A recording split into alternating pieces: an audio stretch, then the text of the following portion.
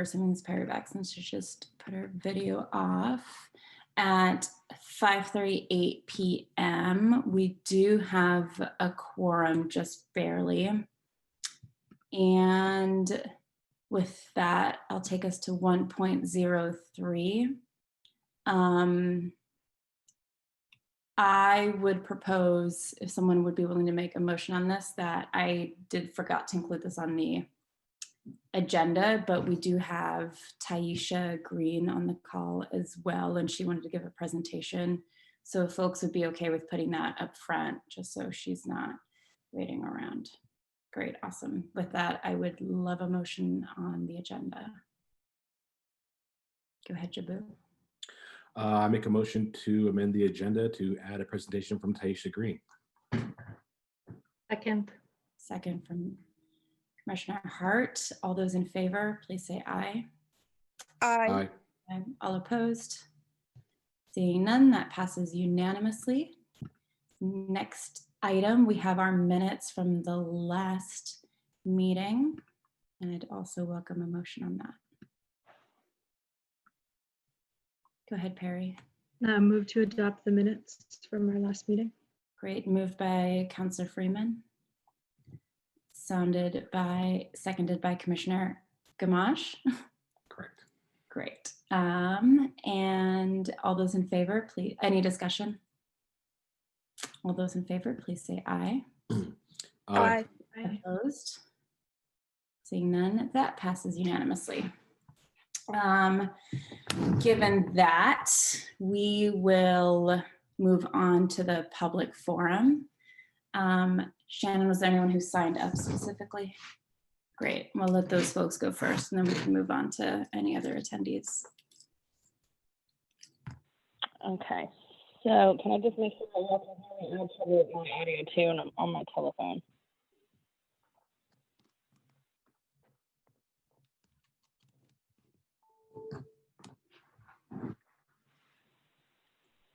Are y'all able to hear me? Yes. Okay, perfect. Okay, so first up is Jessica Laporte, followed by Emma Redden.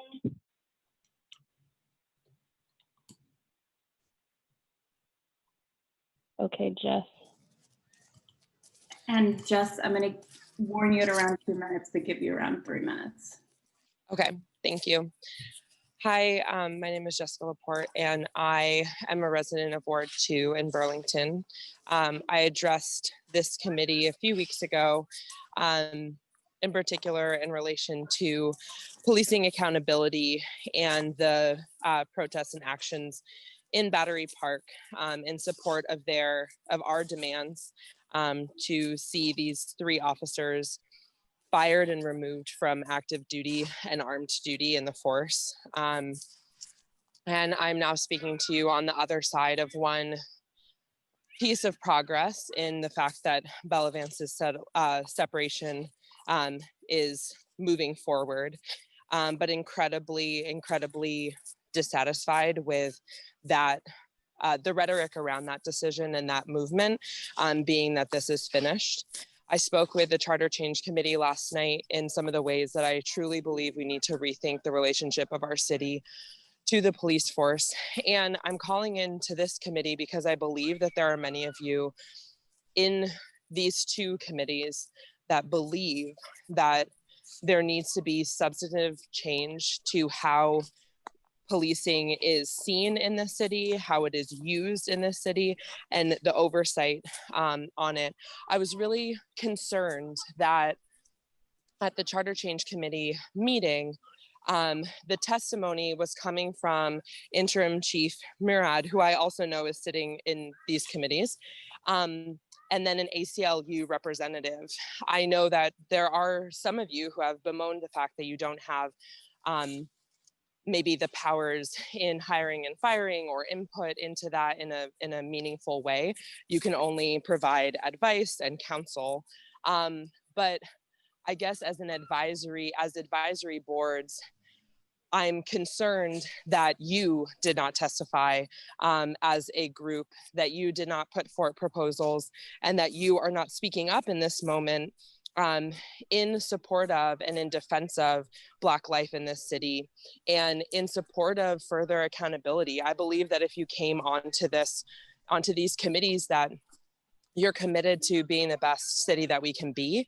And I'm incredibly concerned that there have not been further proposals from this body. And I do think that that is a reflection of the disconnect between what the people are asking for and the solutions and imagination and creativity that they are putting forth in imagining new public safety and in imagining what police accountability would look like. And I'm not seeing that same imagination and that same creativity and commitment to change from these bodies. And I really want to see that. I'm tired of speaking up for new methods of public safety that are dismissed because I'm just a citizen. I'm wondering where the people on this committee are that are willing to put in the time, energy, and research to develop these solutions. And until you have more concrete power and decision-making power within the policing and public safety questions of this city, until then, to act as the most astute advisor to our police chief our interim police chief who needs a new narrative, and to our mayor who needs a new narrative, to our city councilors who need a new narrative, and leaders who are imagining with us how these systems could work instead of consistently making excuses that they cannot change. I specifically want to speak against, thank you. I specifically want to speak against the Equitable sharing program and how incredibly embarrassing it is that we as a city still uphold this system that is known to perpetuate the war on drugs. It seems pretty straightforward to move away from incentives that are incarcerating Black and other people of color at alarming rates. And I find it baffling that the interim police chief is still defending these policies and not seeing how these are the kinds of incremental changes that we have to make to have a new public safety system. Thank you. Thank you, Jessica. Okay, next up is Emma Reddy, followed by Emma Lodge.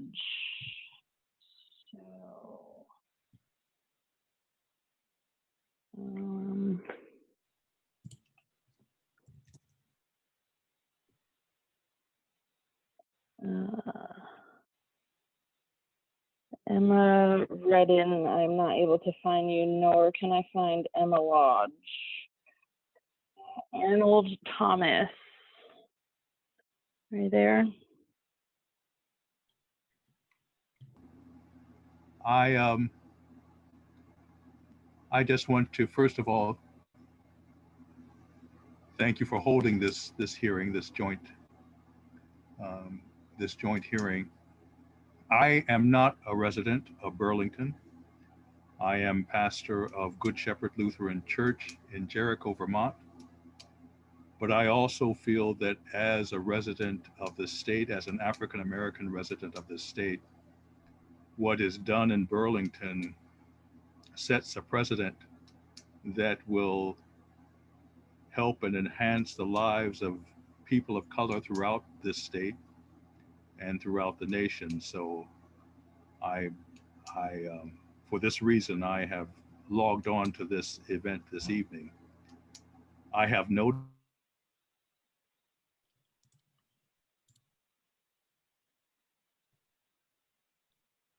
Arnold, it sounds like we lost you. Hear me now? Yes, we can. Okay. As I mentioned, I have no doubt that there are good and decent police officers and public safety officials. I know several as my friends, but the entire notion of public safety and law enforcement must now be viewed from the perspective and experience of those who the system has long been created to be protected against, to be protected from the poor, Black and brown and marginalized communities. In declaring racism as a public health crisis, Burlington took a bold and unprecedented move that other towns in Vermont and throughout the nation must also take and be part of a movement to address the wholeness that is so desperately needed within a wounded and desperately divided nation. The court decision regarding Breonna Taylor has the same devastating blow as the decision regarding Emmett Till, Dred Scott, and countless other unjust judicial renderings that remain the standard fare of American justice. I call upon Burlington, the people of Burlington, to fully embrace the Phoenix Rise initiative and bring our state and nation to a new and bold awareness of what justice for all means. Thank you for allowing me this time. Thank you for calling in.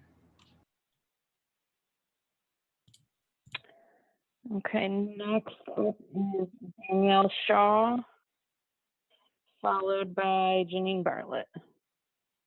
Okay, Danielle. Thanks. My name is Danielle Shaw. I am a Ward 2 resident, and I've lived in Burlington for the past 5 years. I'm calling in tonight, as I have been to city council meetings and city government meetings for months, to uplift the demands of the Racial Justice Alliance, specifically that we're asking that you now plan for Operation Phoenix Rise Cultural Empowerment Center, including community space and education, career, health, and economic development programming, that all community services must be sufficient and appropriately sourced, that drug-related sickness must be addressed from a public health perspective, that firewalls must be maintained to separate policing from health and social services with well-defined rules for exceptions, and that social services and community outreach should be embedded in the Cultural Empowerment Center, not in police departments. I also want to say, as a resident of Burlington, that nothing has prevented City Council or the police department from moving forward on this issue without your feet being held to the fire by the public. There was nothing stopping people who really cared about this issue from acting about it proactively. And city government hasn't, and the Burlington Police Department hasn't. That's a fact.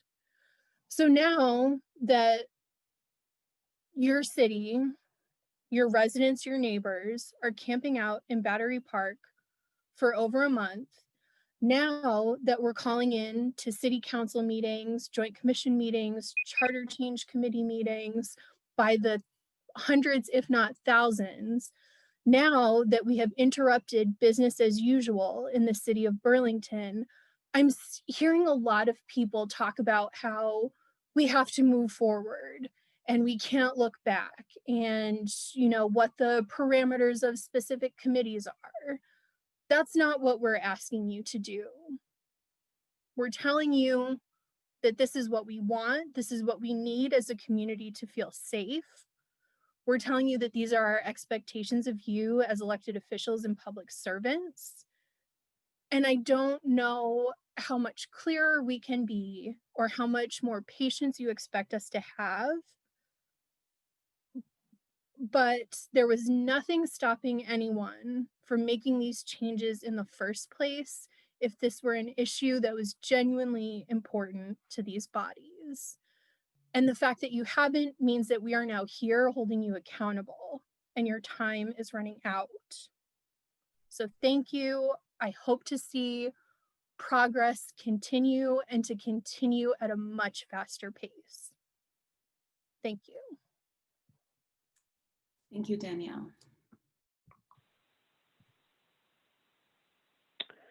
Okay. Janine Bartlett, followed by Krishna Blajnat. Janine. Hi, my name is Jeannie Bartlett. I live in Ward 5. Janine, you sound just a little bit faded. I don't know if there is something you can do with the microphone. Okay, thank you. Is that better? That is much better. Thank you. Okay, great, thanks. So again, my name is Jeannie Bartlett. I live in Ward 5. Thank you for taking the time to listen today. I'm calling to express a few points that have been shared from the Vermont Racial Justice Alliance and that I strongly wish to echo, which are that all of the violent officers must be removed from Burlington Police Department, the war on drugs must stop, over-policing communities of color must stop, the equity sharing program must be terminated. It's a really disturbing concept to me. I know it's common practice in policing, but it shouldn't be. And UVM police must be held to the same accountability as Burlington police, and a full contractual review of their relationship must be undertaken. I think many of those things are things that you all hold already, and that part of what you're looking to begin doing is, okay, what do we create in place of this full police force? And I want to highlight some of the points from No New Jails New York, the effort to close Rikers while not opening any other jails. Some of their points are, let's see, what the city could do. There are many straightforward and creative ways that city officials could close Rikers without building new jails. We outline some of the straightforward methods that are available and offer a new benefit that could eliminate cash bail, facilitating the closure of Rikers with no new jails. We know that we do not live in a democracy and that the carceral system will not abolish itself. Since city officials are either too complicit in state violence or bought off by wealthy interests, we commit to grassroots struggle and mutual aid practices as the only hope to shut down Rikers with no new jails. They also write a section that's kind of the abstract for a section of this document that they have, which I did send a link to after my last public comment. I believe it was last week. They also have a section called The World We Want and Beyond, describing how committing ourselves and our resources to community-driven services, harm reduction, poverty and homelessness eradication, and transformative justice will create a safer and more equitable city. They also offer key resources and transformative justice models. So if you haven't gotten a chance to look through the No New Jails New York City like 54, 60-page brief, I encourage you to do that as well as the Portland, Oregon Care Not Cops initiative, I think could both provide some useful models. So I wish you the best of luck in this work, and thank you again. Thank you, Janine. Okay, Kristen.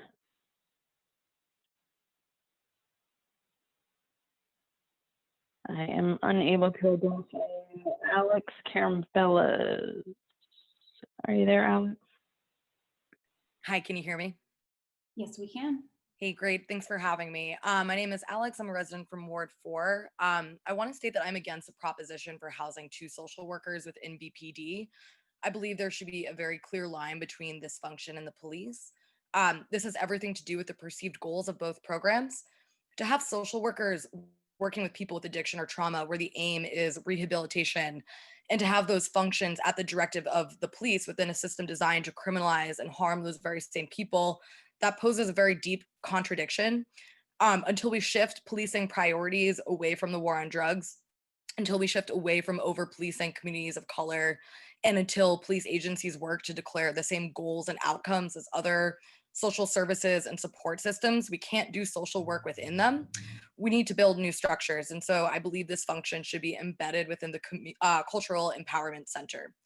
I'm also calling to express my deep opposition to equitable sharing, a program that clearly includes a conflict of interest and incentivization to over-police and continues racist economic oppression. To be clear, what the equitable sharing program entails is the allowance to seize assets allegedly associated with illegal drug activity or crime without the precondition of having the owner of the assets found guilty or necessarily even charged with a crime.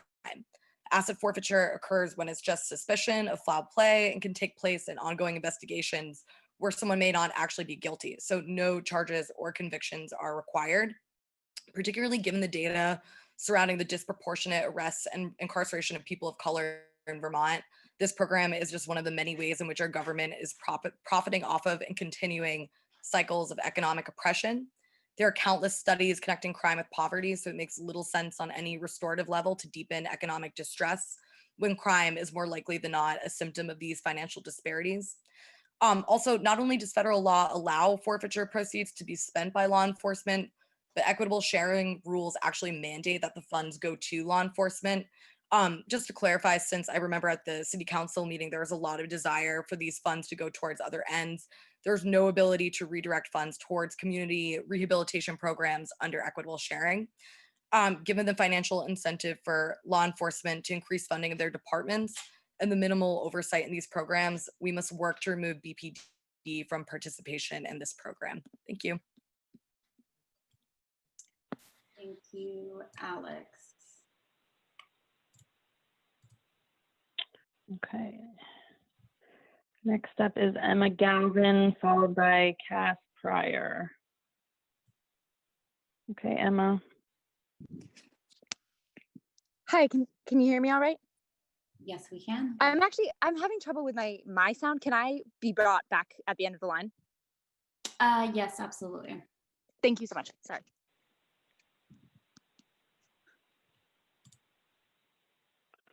Okay, Kaz.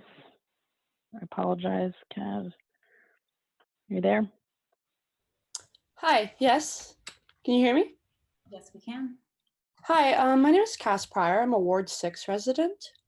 Thanks so much for holding this and giving us time to speak. I'm just calling in today to echo the mission and the demands of the Vermont Racial Justice Alliance and Operation Phoenix. As someone else already previously stated, those are to plan now for the Operation Phoenix Cultural Empowerment Center, including community space and education, career, health, and economic development programming. As well, all community services must be sufficient and appropriately sourced. Drug-related sickness must be addressed from a public health perspective. Firewalls must be maintained to separate policing from health, and social services with well-defined rules for exceptions. And social services and community outreach should be embedded in the Cultural Empowerment Center, not police departments.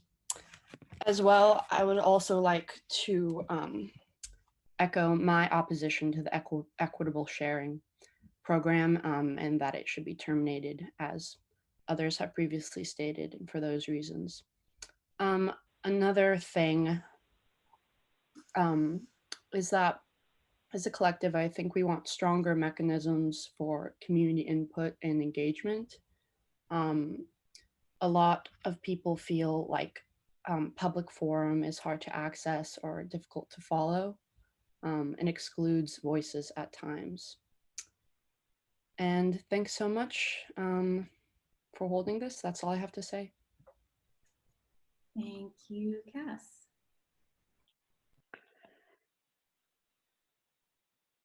Okay, next we have Aaron Simon, followed by Hannah Sadek. Aaron, are you there? Hi, I'm here. Oh, great. 1 second, Aaron, if you don't mind. If Shannon, if you can promote Taisha Green to a panelist. Go ahead. Will do. Aaron.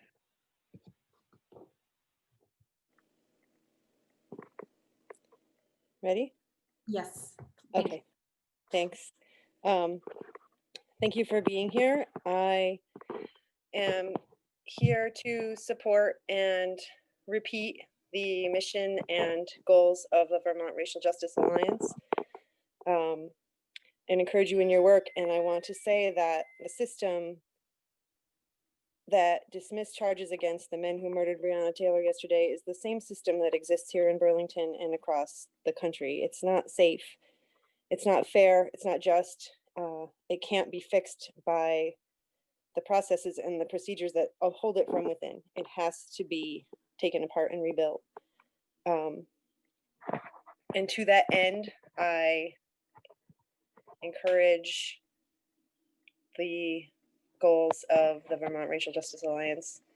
I think that contracts, rules, ordinances, and charters must be reviewed and addressed to ensure a systems approach to racial justice that provides transparency, accountability, and equal protection. Any and all possible additional civilian oversight functions should be immediately implemented by the City Council. Independent prosecutors and investigators must be engaged in all cases of alleged police misconduct, and qualified immunity, confidential records, delayed investigations, and other clauses that shield officers from accountability must be eliminated. Thank you.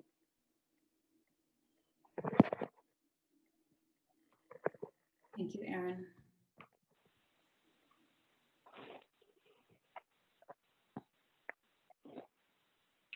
Next up is Hannah.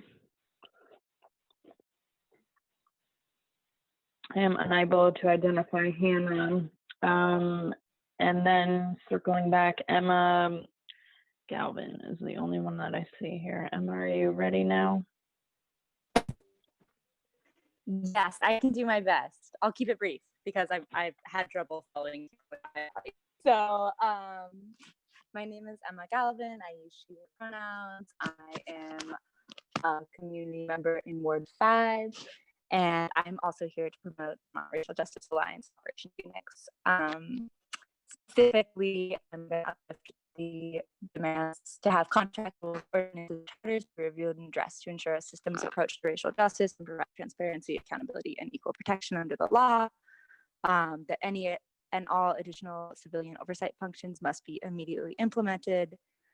That qualified immunity, confidential record, delayed investigations, and other clauses that shield officers from accountability must be eliminated. And that I would like to state my position for the equitable sharing initiatives as they stand. All right, that's all. Thank you. Thank you, Emma. With that, we'll open it up for anyone who hasn't spoken yet. If you just raise your hand, and we'll start with the Winooski and our CD.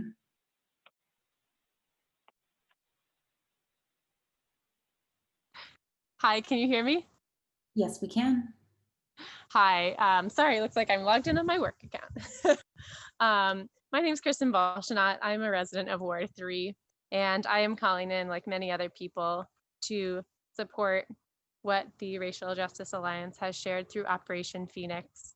I support the fact that violent officers must be removed from the BPD, that the war on drugs must stop, that over-policing of communities of color must stop, that the equity sharing program must be terminated, and UVM police must be held to the same accountability as BPD with a full contractual review of their relationship.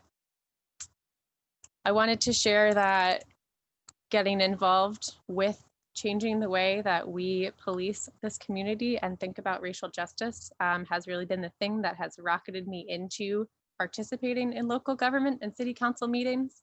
And while I don't have all the answers or all of the details or specifics, I really, truly value the leadership of the Racial Justice Alliance and many other Black leaders in this state, and strongly urge and support that we listen to their recommendations, their voices, trust their lived experiences, and that we build a stronger community based on what is being recommended and shared by our BIPOC leaders and community members. I am eager to continue participating in this conversation in the future and really believe in the power of our collective imagination to shape a stronger community and brighter future where everyone can feel safe. Thank you for your time, everyone. Thanks for being here. Thank you for your comments. So give folks a few more minutes if anybody does want to raise their hand. Other than that, thank you for everyone who chose to speak. And we will close public comment. Moving on to agenda item number 4. on the amended agenda, we have an update and discussion with Taisha Green first. So Taisha, whoops. That's all the time we have for you. Just kidding. That works for me. I think we must be having a problem in Burlington with internet because my screen keeps saying internet unstable, unstable. In order to alleviate that, I'm going to turn off my video, not because I want to be rude, but just because I don't want it to cut off in the middle of me speaking. No worries. So I don't have a presentation per se. I am Taisha Green. I'm the Director of Racial Equity, Inclusion, and Belonging for the City of Burlington. And over the past 24 hours, like everyone else, I believe, who shares my skin tone, and hopefully more than that, just that, have been sickened by what happened in Louisville, Kentucky with Breonna Taylor. And her, and those police officers not being charged with her murder. So here in the city of Burlington, my job is to eradicate systemic racism. And that's in all forms. And I won't feel successful until race is not a determining factor in any outcome, including public safety. I won't feel successful until we figure out a way to reimagine what policing should be in the city. I think that what this commission, this joint committee is set out to do is admirable. I do think it's going to be a lot of hard work. We are seeking to restructure an apparatus that is probably one of the most powerful in the country, which is that of public safety. And we have to start thinking about what safety means and safety for who.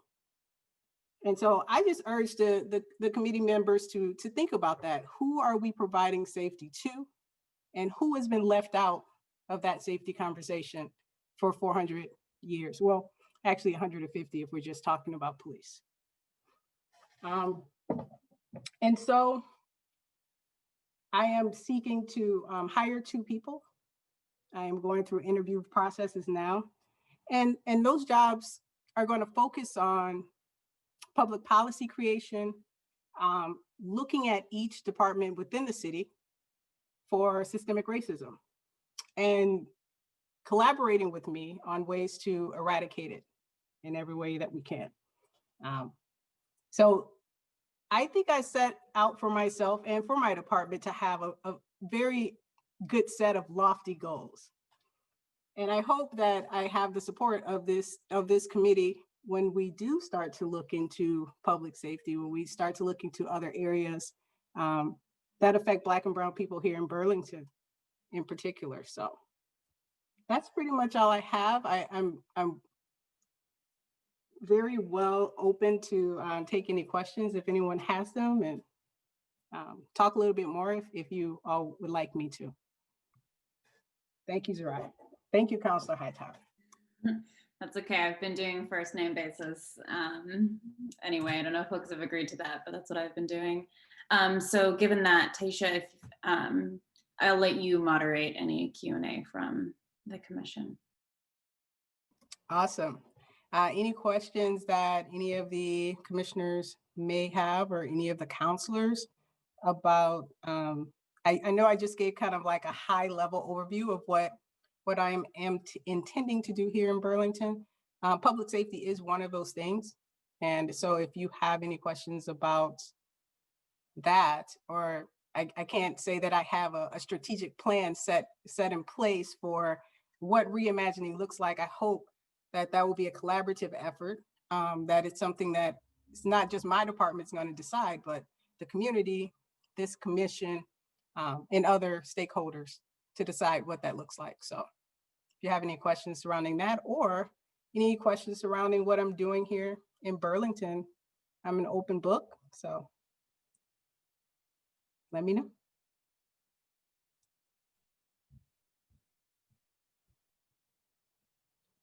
Wow, I've never been to a meeting. I have no questions. This is amazing. I have a question. I just didn't want to jump in first as the chair, but I'll go ahead and do that, which is, I don't know if you've seen the RFP that's out for our visioning, community visioning process, but I'm curious how involved you want to be in that. So it's, I guess first question is if you've seen it, and second question is if you want to be involved in that or how you would like to be updated on that by us.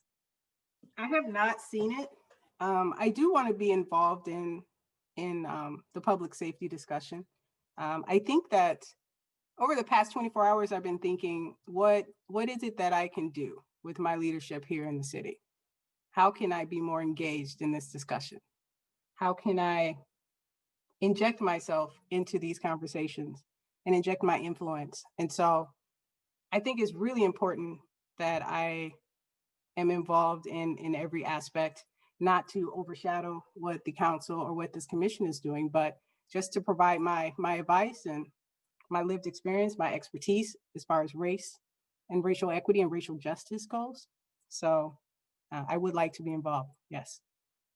Great. Then just to give you a quick update on that, I think the applications are due sometime in mid-October maybe. And we basically set it out to say there's going to be a kickoff meeting with all of the NGOs that are somehow involved in public safety, and then some individual meetings where it's just members of the public, maybe in diverse groups, and maybe there'll be a BIPOC group, and then in different forms of affinity groups to basically have like a participatory and consensus-based visioning process.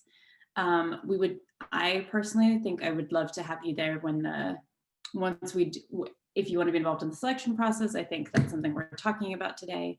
But also if you wanted to be there for some of the framing considerations. So like once that person comes on board, if you want to help frame what we're trying to do and be part of any of the kind of meetings that they'll be facilitating, I would certainly think I don't want to speak on behalf of the committee, but I think we'd be happy to have your input. Thank you. I just realized that you can't see me nodding and smiling because my camera's off. Yes, I would like to be a part of that. I am very well versed in affinity groups, and my only advice as you're setting out to do that is to make sure that you have a Black only space. I think that that's important. And then you can have another BIPOC space as well. But I think Black people have a very unique experience with public safety, police in general. And I think that has to be attended to and comforted in a different type of way. So yeah, I would love to be a part of that if the commission will have me. Great, thank you. That's my question. All right. Does anyone else have any questions for me? Barry? Did you see me raising my hand? I just, I mean, I appreciate just you coming and what you said and your update.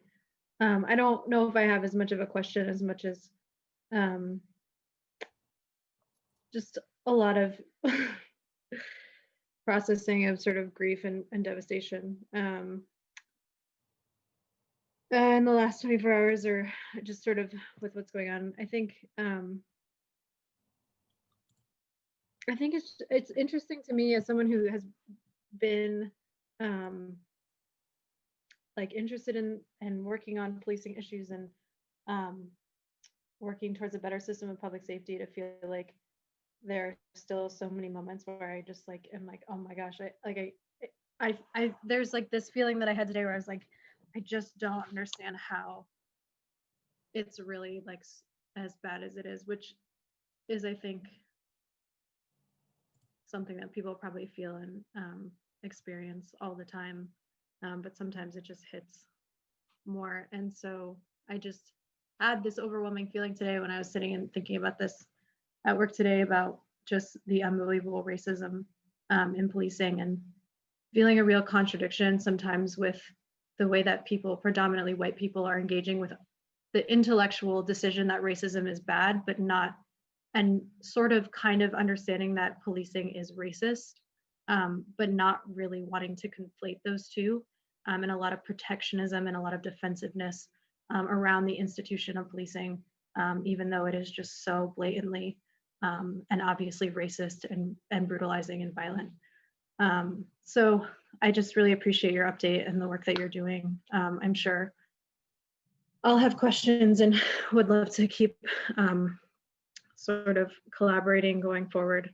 I think it's still just sort of in a space of processing and working through what, the stuff that we're working through in this meeting. But yeah, I appreciate you coming with your update and the work that you're doing.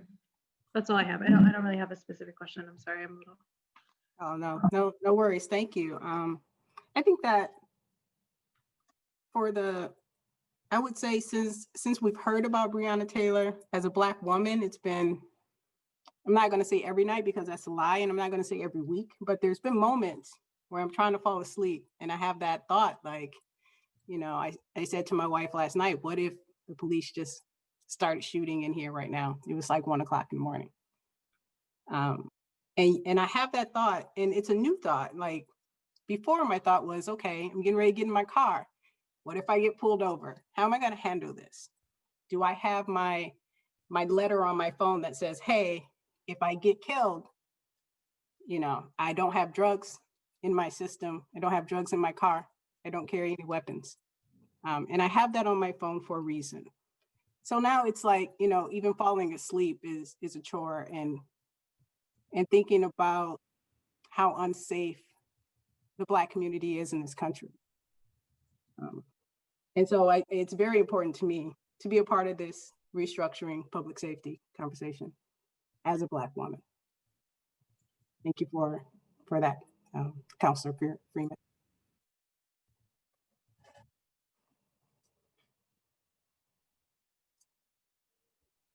I have a question. Yes, I have a question. No, it's a simple question. I know you're early in the process right now, but I was wondering if you have an estimate about timeframes for delivering recommendations to different city departments. Oh, well, it is early in the process.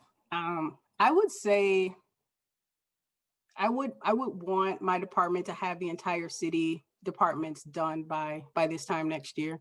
I want them to take a deep dive into each department. I don't want it to be just a cursory overview. I want it to be deeper than that, because we're not only looking for policies, we're looking for practices, procedures. They're gonna have to spend some time in these departments, understanding the dynamic of those departments. So doing research, qualitative and quantitative data analysis.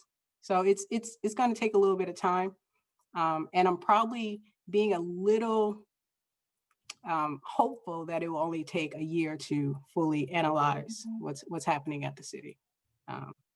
That's a goal, but I am willing to move that goal in order to find what I need to find and to change what I need to change. And you haven't reached out to me in a while, so let's get that going again. Thank you, Randall. Let's do that. Thank you.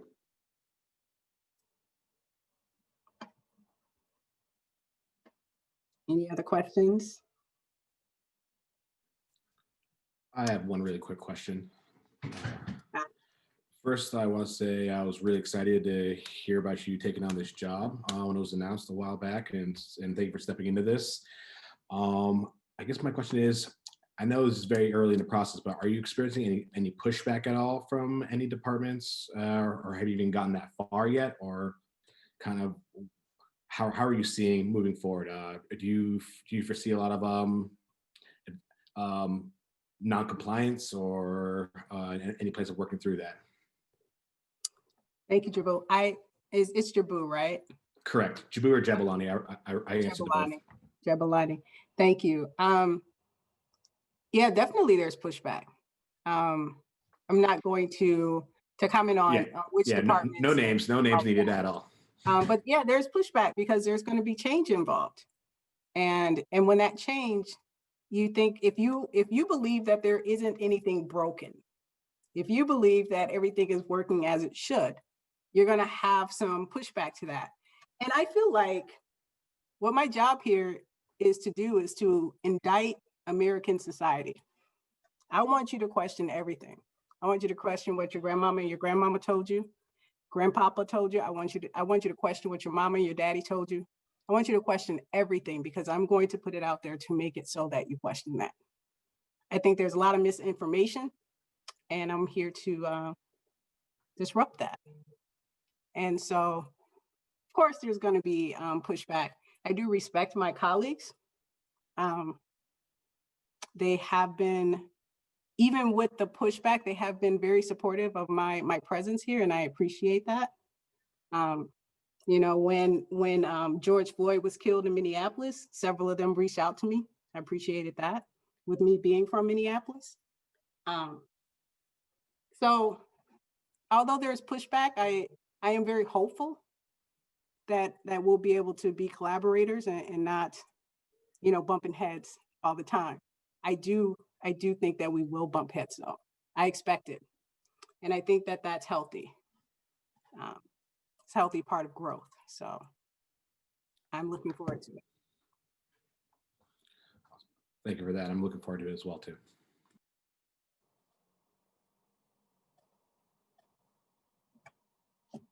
All right.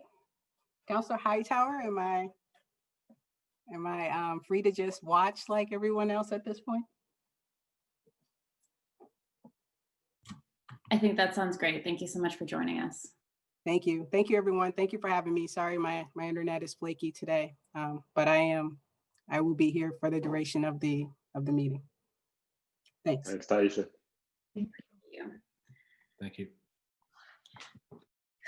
Great. So we will close that item and move on to 4.02, which is the evaluation criteria for the community facilitator.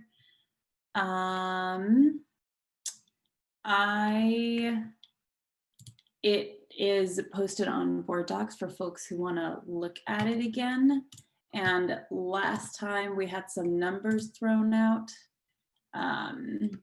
which I keep forgetting we don't have a chat function, but which for folks' reference, I'll just read right quick. So on the first criteria, which is general approach, Jabu threw out 20%. On the next two, which are more about experience, threw out 15% for each of them. For ability to elicit participation of historically underrepresented communities, we had 20%. For 5, plan for encouraging community involvement, we had 20%. And then for the last one, references, we had 10%. Wonder how folks are feeling about that. If the discussion gets, I'm also happy to share my screen if folks would find that easier.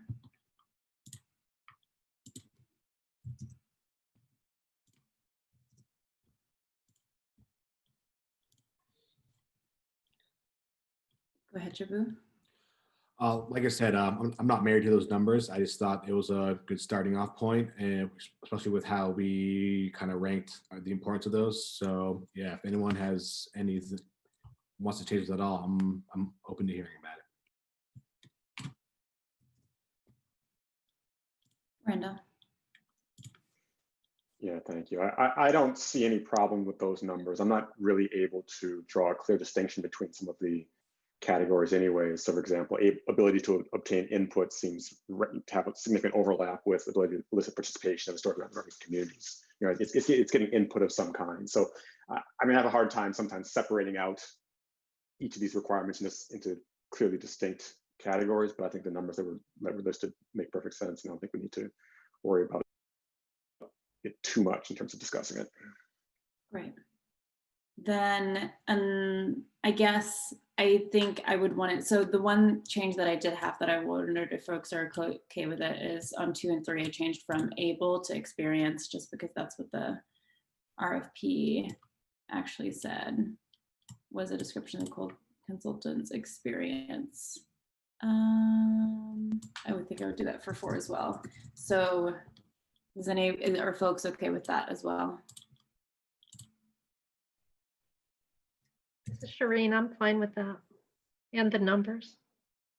Okay, then if folks don't mind, I think it would be better to take a formal vote on finalizing this, which is as it is on board docs, except I've thrown in the weights, which is 20% for this. So basically we're doing 20% on approach. Whoops. About 50% on past experience. This, I guess, is part of the approach. So 40% on approach between 1 and 5, 50% on experience, and then the last 10% on references, which sounds fair to me. Great. So You need a motion? I would love a motion. I move that we are adopting this document.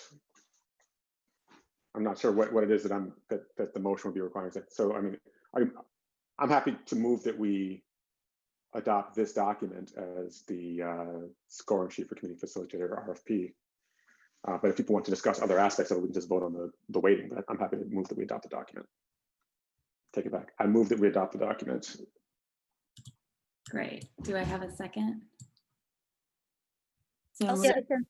Just a request that so you don't have to do anything. Just we need to add an ing to obtaining because of the change. I just didn't want us to have to do this at a later time. So it's not an amendment. It's just great. I second Randall's motion. Randall, are you okay with that change?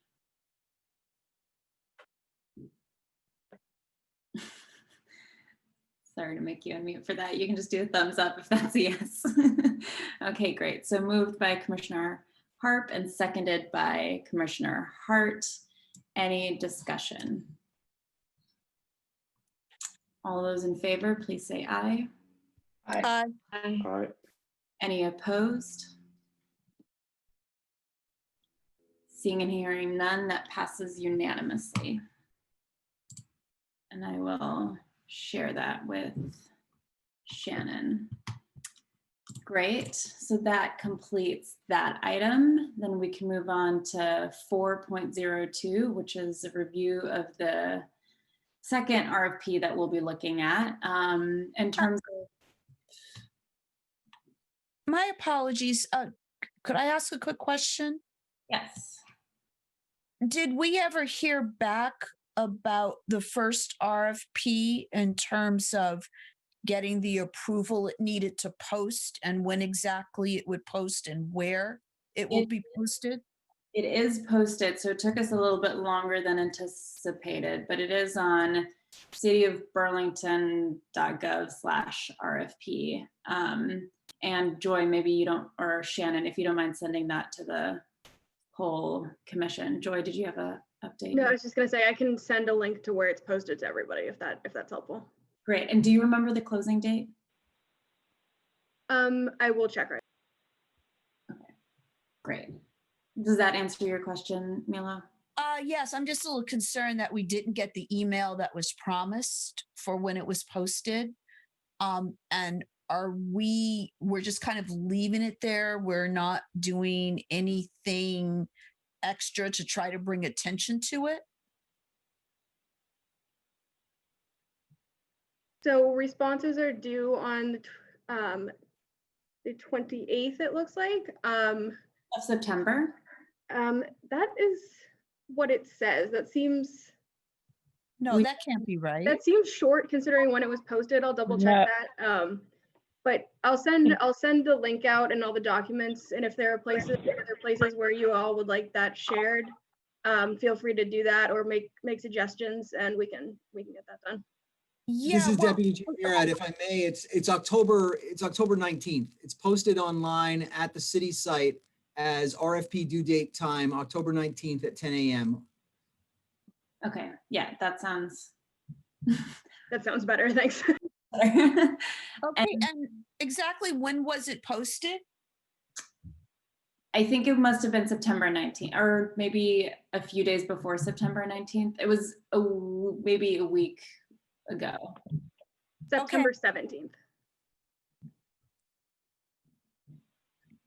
So from the standpoint of the committee, where that posting is the only place where I guess I'm concerned about getting the word out to people that wouldn't traditionally be looking at that RFP space, but would be qualified and would be people that we would need, especially when we're talking about reaching out to communities who have traditionally been ignored as far as these matters have been concerned?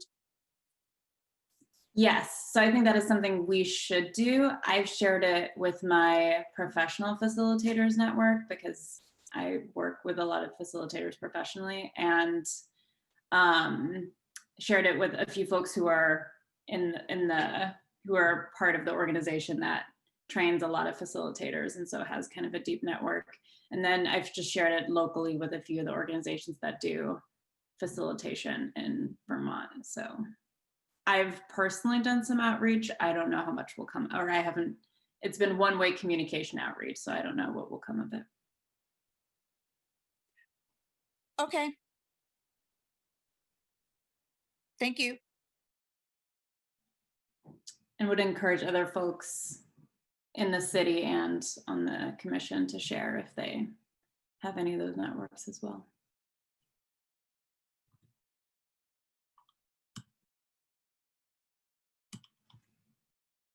So that was a little bit of a tangent, but very welcome.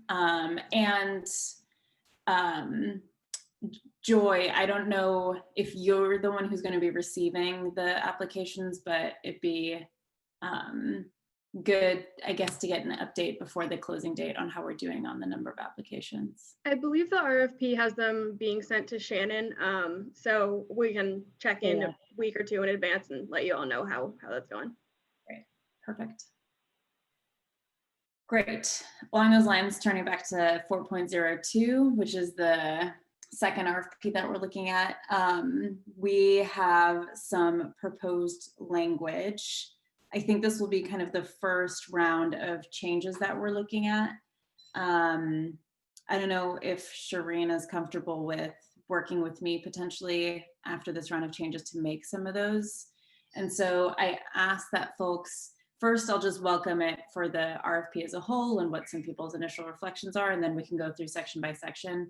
Don't want to get too into the weeds just yet. I want us to get kind of on the same page, big picture, because if we're going to try to get to the RFP tonight, I think it could take us a very, very long time. So if folks can, first I'll just open up for feedback generally, and then we can go through section by section on kind of big sweeping changes that folks want to see. Does that sound like a plan to everyone?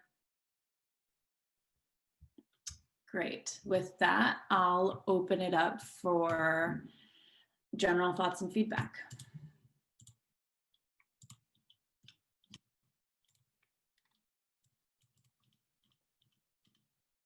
Or maybe it will be easier to do this section by section based on the quiet. So if folks have it open, the first section is the executive summary. I'll give folks a few minutes to skim it, but welcome any feedback on that item particularly. Soraya. And I'm sorry, I'm calling you by your first name. I hope that's okay. I think we've agreed as a group, is that right?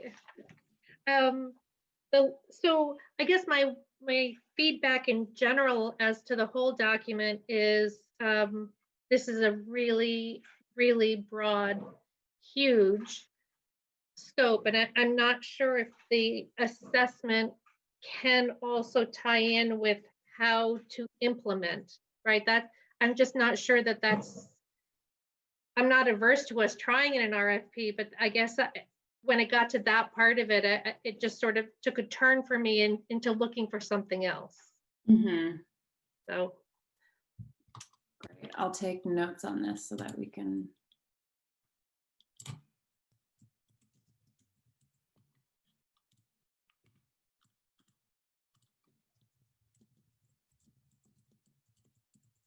Yeah, I didn't think about that quite as much as a whole, but I think there was a section where I was like, oh, this is asking for not only assessment, but then also the decisional factors that I'm not sure I would put into the. Great. So sorry, quick question. Who drafted this RFP? It's my understanding that it came from Chief Murad. Is that correct, Chief Muran? That is correct. With input from others and run by through Joy and the Office of the City Attorney. Thank you. Go ahead, Shireen. I'm jumping ahead. Oh, wait, I'm jumping way ahead. It's just more of this issue, but it's a specific example, but I will get back in my lane. That's okay. If there's not a lot of other comments, I'm happy just to open it up to the document as a whole. And I'll be taking notes, so sorry if I'm not looking to call on people / maybe vocalize that you want to speak. Go ahead, Shireen. So I'm not opposed to this. I just don't, I'm not sure it's something we can achieve in one RFP, but I guess it depends on the individual's experience. But on page 4, right before C, under end goal, the selected consultant will also have to examine the feasibility of having E911 state and Burlington Dispatch alter how it directs callers among police or these various resources. It seems really technical, but Chief Murad, that might be because I don't have that expertise. And so to me, it seems, Perry, I can't hear you, Perry. So anyway, Which page were you talking? 4. It's Sorry. the last paragraph of B under end goal. Okay. I also highlighted that paragraph. The possible process formats. Am I on the wrong page? Or are you talking about the selected consultant? Which paragraph? Exactly, that paragraph, the selected consultant. Sorry, I'm cutting you off. I'm sorry. That's okay. I mean, we should all be in the same spot, so. Chief, I don't know if you want to speak to that, but that was where I thought but again, it might be a given for someone with experience, but I didn't know if that has to be someone who knows more about this area or if this would be common. It was just something that jumped out at me. So I would certainly guess that the consultant, certainly as described in the expertise and experience part, is going to understand what all those things are. E911, the PSAPs, these are also things that we presented, I presented to both, I think this body, but also previously to the Public Safety Committee in a description of how calls come in and those parts. So the idea here is simply that the rules by which Burlington Dispatch alone, if a call comes directly to Burlington Dispatch, deploys resources are different than those that apply to E911 or a PSAP. And an assessment of this kind is going to have to look at whether or not those things can change. And can you ask a PSAP to direct it to this resource or that resource rather than to police or fire? Or is that going to be an additional burden on the dispatch at our level? Because we're really only able to implement this kind of change in the city. So I also highlighted that and a few other things. To me, the document, I think it's good as a starting point, but I feel like sometimes it assumes very specific things and kind of very clearly makes those assumptions. And then other times, like to Shireen's point, it's like very broad. And so in this case, I highlighted the language because I thought that it's like, we'll have to examine the feasibility. So to some extent, I feel like feasibility is a lot about value statements. And I think to me, it's more about saying just list out to us the advantages and obstacles. And then we will police commission, city council, and others will make a decision based on that. I think similarly, the beginning on end goal was things like, what are the social and capital costs of establishing a fully staffed 24-hour services for phenomena that occur only portions of the range that occupy only portions of the range of what police do. Like, that's a Latin statement to put into an RFP. That's, I think, a little bit leading in terms of where you want folks to go, and saying this is the solution, which I think is already a lot to say, is that this is something that needs to happen. And so, sorry, now I'm jumping in and saying what my general thoughts were, but I think there's things like that throughout the assessment that I wouldn't necessarily put in. I don't think that creates I don't think it creates a flat ground for someone who's coming in and giving an unbiased assessment. I don't know. But I think that in general, I think there's some things in here that give very useful direction and context. Can you repeat, Soraya, which line you were referring to and goal? I'm paragraph? all on I was reading from page 4 in the end goal. So it was first in the first paragraph. Yeah. Which part, but which was the line that you said you thought was a little too predetermined, if I can remember it? Third sentence under end goal. Every sentence. No, the third sentence. Oh, the third sentence. Starting What are with- the social and capital costs? Is that one? Yeah. Okay, thank you. I just want to make a note of it. Whereas I feel like the things below it, which are like among the things that you should be thinking about, like as alternatives, like here's like possible things that strikes me as better language to include to guide someone.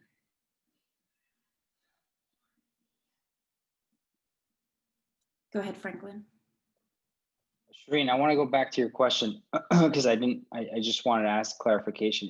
Was your question to Chief Murad that you were wondering why that was in there? Because I'm not sure. I wasn't sure if that was really what we're looking for from through this RFP. And that's if we're talking about that last paragraph, for example, under end goal on page 4. Yep. Are we looking for, and Soraya spoke to this. So are we really looking for that person to then examine the feasibility? It feels like it's jumping the gun, even though I know that that's at the end of the assessment. I'm just not sure that that's what we're looking for. Yeah, I mean, so I'm sure, I don't know, I guess my thoughts are the following. Burlington's unique because they handle their own calls. John, please correct me when I misstate something because this is your area, not mine. It's been a long battle for many reasons as Shireen, you probably know from your work. So, all right. So at the end of the day, we have to figure out how to handle these calls, right? How to channel them. So I guess that's the way I saw that is how are we going to handle, if we're going to change the way we respond, how are the calls going to be handled? Are they going to continue to go through BPD and then, is BPD going to call Howard Center, for example? Or is there going to be somebody at DPW that's going to respond to maybe a traffic accident? So that's the way I read that. So I guess I was just asking for clarification on your question because of that prior history of there being some pushback on getting Burlington to. There are a lot of officers that feel very strongly that it's very good to have a local model for 911 calls. So I would hate to lose that, and I guess that's what I wanted to speak to. And sorry about the dog in the background. I guess I read this the way it's worded, and this, I don't want that. I would hate to have us have these solutions and be told, well, this isn't feasible because of, it's not how to examine the fees. And maybe I'm getting caught on a word, but it's not about the feasibility, but we have to figure out how we get it. This is what we've identified as the proper way to address community safety. And this is how we're going to make it work. And maybe maybe this is too much wordsmithing. I mean, I think you're onto something in general, which is like, it would be, that's something that we could do after. So we could do this review and then say, okay, in order to meet this demands of this review, this study, we're going to need this kind of 911 service, and then maybe do an RFP for that. So I actually support limiting as much as possible to make the goals very clear, because the wider net you cast, like you just pointed out, it sort of can say, well, it's like we want to do X, but doing X will cause this Y problem in this other area that I'm not even really supposed to be dealing with. But like, it's, you know, I mean, you get where I'm saying. So you bring up a good point, generally, I think. Thank you. Thanks, Franklin. Randall? Yeah, and I was just going to say, I mean, this is, I think it's intended to be a friendly amendment to what Shireen was talking about, but it seems as though if we get a clear assessment of the various costs and benefits of the various proposals that are made, then we can assess the feasibility down the line, right? So that, you know, the person answering the RFP doesn't need to assess the feasibility; they just need to give a clear accounting of the various costs and strengths and weaknesses of each plan. Correct.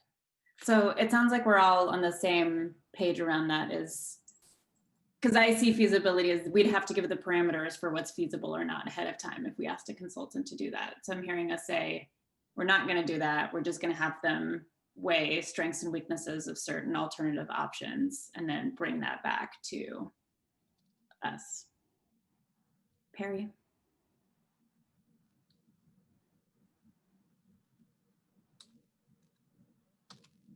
Thank you. I have a few thoughts. I'm going to do my best to keep them organized. I think I'm mostly focused on sections 4 and 5 a bit. I think my thoughts on 4 feel a little bit more clear than my thoughts on 5, and then I have some sort of general scope thoughts. My thoughts on 4 were sort of similar to things that folks have already brought up, as well as kind of a general sense that the scope of work doesn't feel quite like I feel like it needs to be tweaked still. In terms of like call volume and workload, something that I've been thinking about a lot lately in terms of scope of work, because this is looking at analyzing call volume. I don't know how other folks feel about this, but I've been thinking a lot lately about like how hard it feels sometimes, or like not accessible it is to, or at least from my perspective, to find statistics and information and data aggregated and easily able to be understood around like sort of harm, like what harm is existing in the community, which I think partially gets at like the call volume, but that really looks at like just the interactions with the police department. And I think if we're talking about public safety broadly, like looking at violent crime, homicide, assault, you know, harm reduction around like substance use, sort of the like where are, not in the sense of like the way that we typically create, like have structured like ideas of like criminality or what is like legal and illegal and what is harmful, but like what is actually the points of harm. Like I think this has come up a lot because the state has statistics around how like 55% of homicide in Vermont is due to domestic violence, which I think is really telling about one of like the key issues that we have in the community, in the state sort of overall, is around domestic violence. But a lot of that information doesn't really feel or seem really available in Burlington. And I feel like part of what I've been wondering is like, how do we restructure public safety if we don't really have like a good analysis of like the harm that's happening? Does that make sense to anyone? Sort of. I hope that kind of makes sense. I've just been trying to think about this a bit more lately. So that was sort of something that jumped out at me. And I think also just the other comments that folks have, especially around like the end goals section as well. I promise my other comments are not quite as big, but I think that what's interesting to me is that the RFP, like off the cuff, I think is looking at like, could there be an alternative? Could you have like another apparatus that responds to certain kinds of like issues or concerns or crises or whatever, or like sort of a first responder or sort of other public safety apparatuses.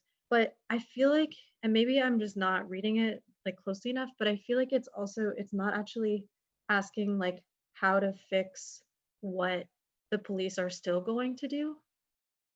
Do you know what I mean? Like if we're having some alternative, we're still probably going to have, I mean, unless we completely like disband the Burlington Police Department, we're still going to have like some like traditionally like, you know, police officers. It doesn't feel like it kind of like the way that it's framed, it feels like it's kind of avoiding actually talking about like the actual department. Anyway, I'm really trying. And then I've only one. Just No, one. if you don't just mind me, just for the sense, if Shireen and I are the ones who are going to try to do redraft, I want to make sure that I'm hearing you. So the first point, didn't totally get. Audrey did take notes, so like maybe that will be helpful. Sorry. The second one, I think I'm hearing you say that it's getting at alternatives and like looking at like the strengths and weaknesses of those alternatives, but it's not looking at like racial bias or other kinds of bias in the police department and how like ways to, okay, just making sure. No, yeah, definitely. So yeah, so my other thought was like, I was like, all of a sudden I was like, how many times is the word racism even in this RFP? And so I did like a search, like find or whatever. And there's like the term racial is in because of the racial justice resolution. And there are like a few lines where it says racial disparities, but I think it's really like, it's interesting to me and a little concerning that there's an RFP about completely reevaluating what the Burlington Police Department does and public safety in general that doesn't actually use the words racism or systemic racism, which seem to be like one of the main, if not like one of the most prominent issues that the Burlington Police Department is having right now, especially given all the research that Dr. Seguino and others have done.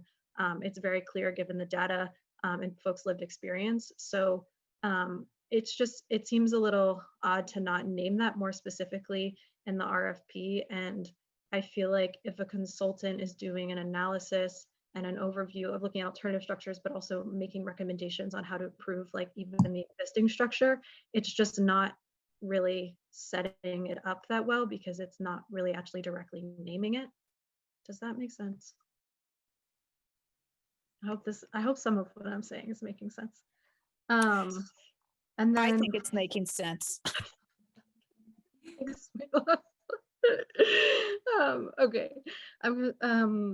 Oh, okay. And then there was one other thing that I think came up maybe in the end goals area or like around that, where I was just sort of like, there is a little bit of concern that the way that it's framed also makes me feel a little concerned that like someone, and this might come up with like come around like what maybe some folks have been saying about like foregone conclusions, specifically around certain aspects of foregone conclusions, is that like I feel like it's almost, the RFP is almost set up to say that police are the best at policing, which I think is would not be the most helpful in terms of moving forward at this point. And so I know some of that is a little vague and then some of it was a little more specific. I'd like to kind of mull over the specificities a little bit more, especially in sections 4 and 5.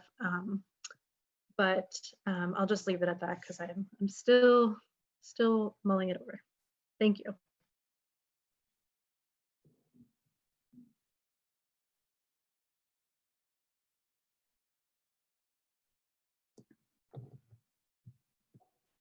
Others?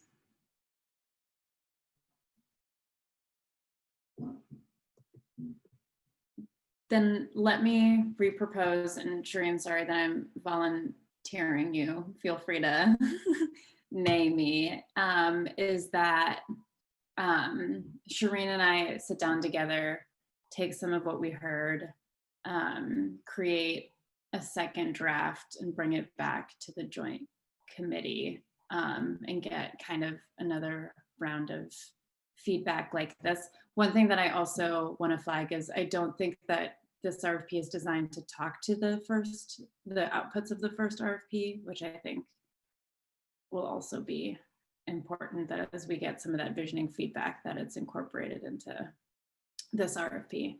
Sorry, that was an aside. That wasn't the process that I was talking about. So are folks okay with that process? Is there something else you want to see in that, or? And Shireen, are you okay with that? Yeah, of course. Thanks.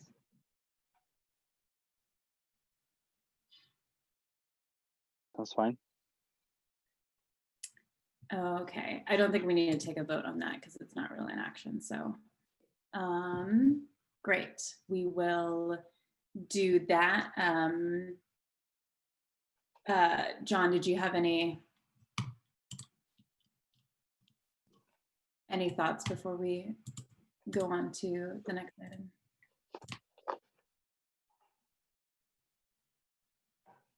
No, I think, you know, what you're talking about, the RFP ultimately is the product of the joint committee. And so adding in language about the fact that it follows and parallels and has to incorporate although I was about to say incorporate what is discovered from the facilitator, and yet I don't know that that was really the mandate originally. I think that the mandate originally was simply, as was stated in the resolution, to perform a full operational and functional assessment of the BPD and how it polices. And so, you know, going forward from there is a question of what other things can or are potentially possible for replacing it, or for augmenting it, or for filling in the gaps. And again, as I understood it, the importance of this and the necessity for speed with regard to it is the fact that we'll be down to 85 in another 2 weeks. And that is a significant drop from where we started. It's a very significant drop from where we normally are. And we will start to see service gaps. And there were concerns about that, concerns about trying to make certain that we are able to stand up some of these alternatives quickly. And that was the rationale for some of the phrasing here. If the word feasibility is a problem, it simply comes from my history as a consultant. I spent 2 years doing this, being on the receiving end of these. Although I worked for a company that disdained RFPs and wouldn't do them, but solicited its work in other ways. But we looked at them, I know them, and I also know what would help us at the onset of a client engagement.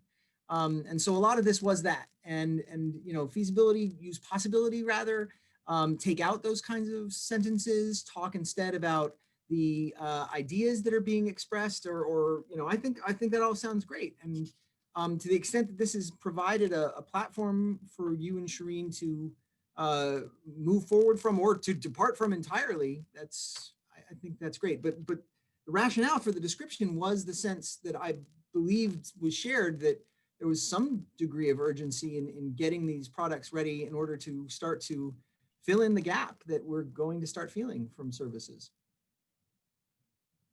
Chief, I just want to thank you, because this obviously took a lot of time to do. And I think I don't think what we're talking about is this, and you haven't suggested this, it's definitely a very useful platform for us to now tweak like we did the last one. So thank you.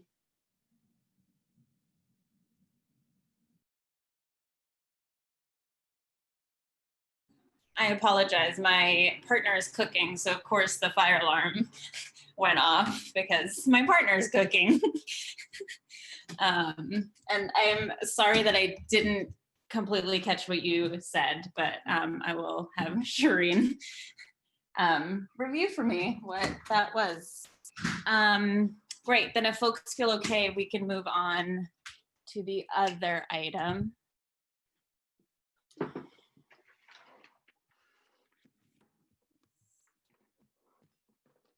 Just getting resituated.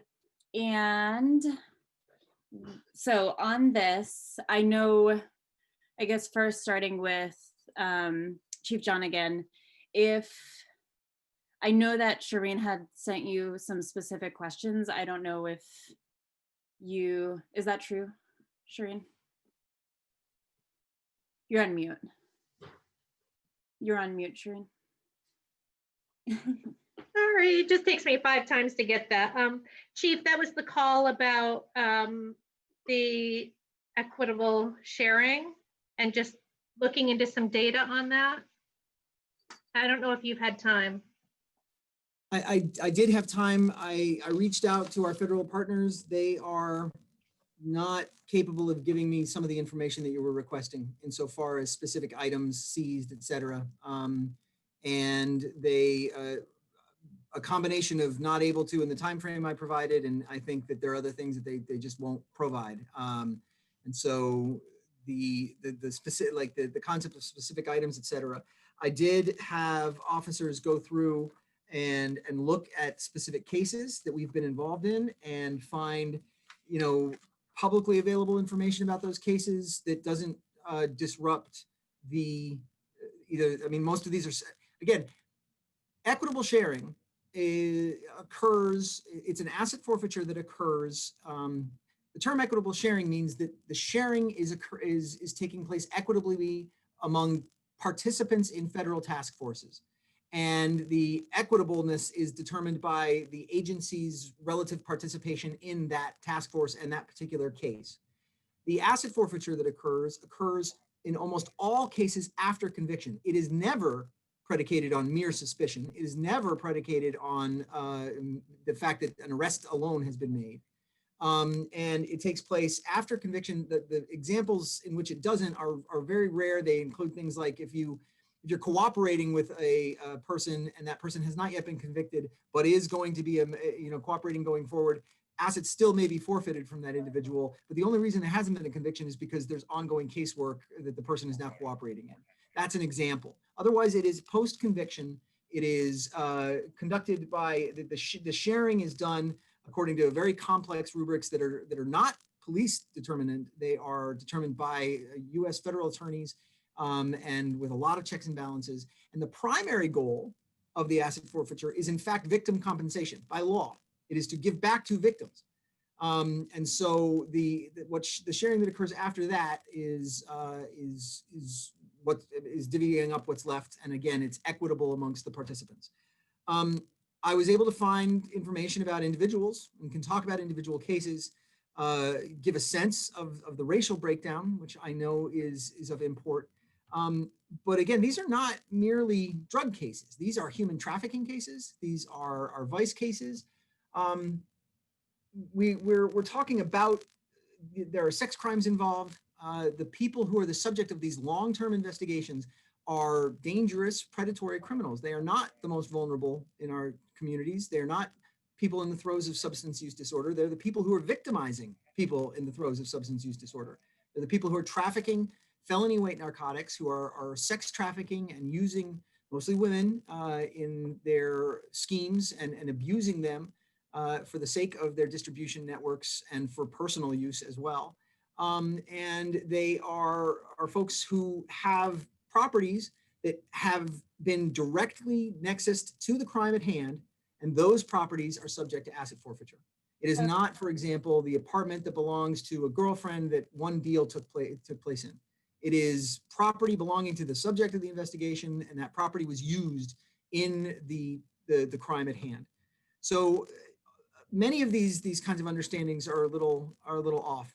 And I think, I went and tried to find my copy of the new Jim Crow, Councilmember Freeman, and was looking very hard for it. Is that mine? Because I couldn't find mine.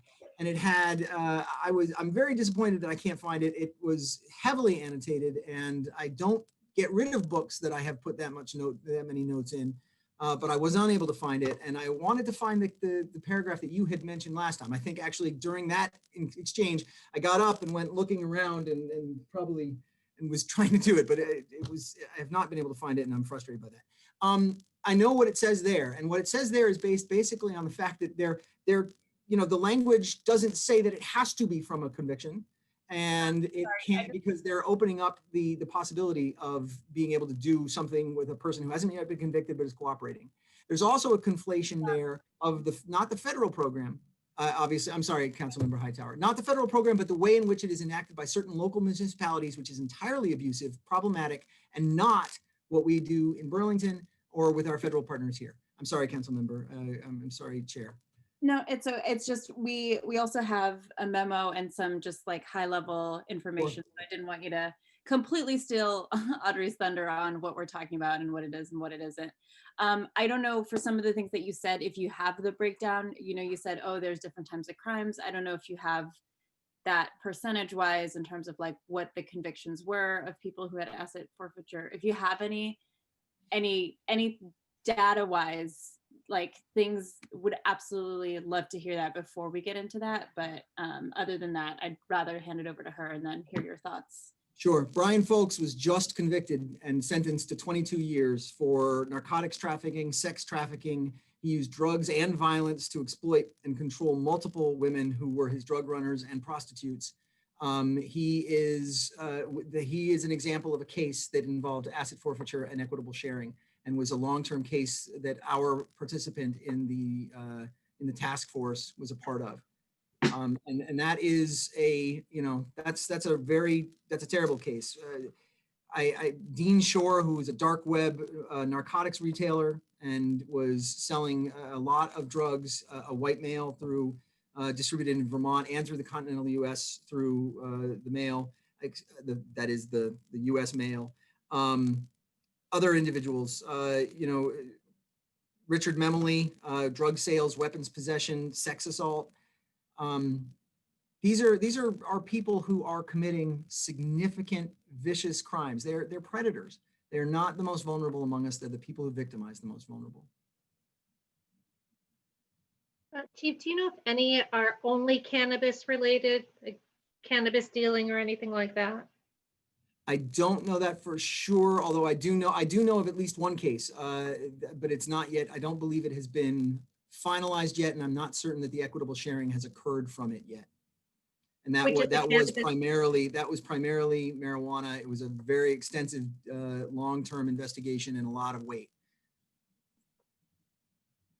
So are you able to get the breakdown of what the, like, is that something, if we don't need like the, like in like, but just the breakdown of like what the convictions were that involved asset forfeiture? Of the convictions, I can provide you with a list of names and breakdowns of the cases. It's rough. I can't provide you with what the assets forfeited were. That I don't have access to that information. And as I said, I can't get it from our federal partners. I think just that first part would be useful. I will send that to you immediately. I think I've got it. So. Okay. Great. And is that for like a couple years back? Because I know these cases take a long time. So is it for a defined time period? No, it's not for a defined time period. It's for the cases that were, frankly, that were sort of remembered institutionally here at BPD, and for which we know that they're settled and done and can share those names and that information publicly. And you're correct, Commissioner. It is. They are very long. So we're not going to be talking about cases that were inaugurated recently or begun. It takes a long time. And that's further proof that this is not something that's precipitate done in the early stages when there's still a presumption of innocence. These are post that and after long processes. And we generally we target, when it's drugs, it's going to be heroin, fentanyl, cocaine trafficking. Marijuana is not something that we focus on even prior to decriminalization. And with regard to sex trafficking, et cetera, I mean, and pornography, those are cases that obviously are conducted. They don't have anything to do with marijuana either, but. Point of information. Chair Vitar. Is there also a presentation by the Audrey, or is there not a presentation, just a memo? I just wanted to know if I'm supposed to ask Chief Muir questions now, or if we're going to the presentation, or if oh, you're on mute. Yes, there's let's skip to Audrey, and then if Chief John doesn't mind coming back, that would be helpful. Great. So my understanding is you don't have a presentation, but you'll be going through the memo that is also posted on board docs. Yes, if that's all right with you all. And this is also just very kind of like, I apologize if any of it's like old news. Well, then I will.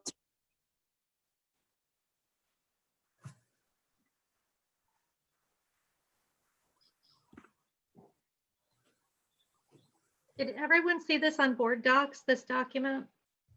I'm doing something wrong, I guess. I can pull it up. I don't know why I didn't see it. Or am I frozen? I didn't see it earlier on when I checked it, but I see it now. As I Okay, checked if you it do see, I just want, okay, if you see it now and you didn't earlier.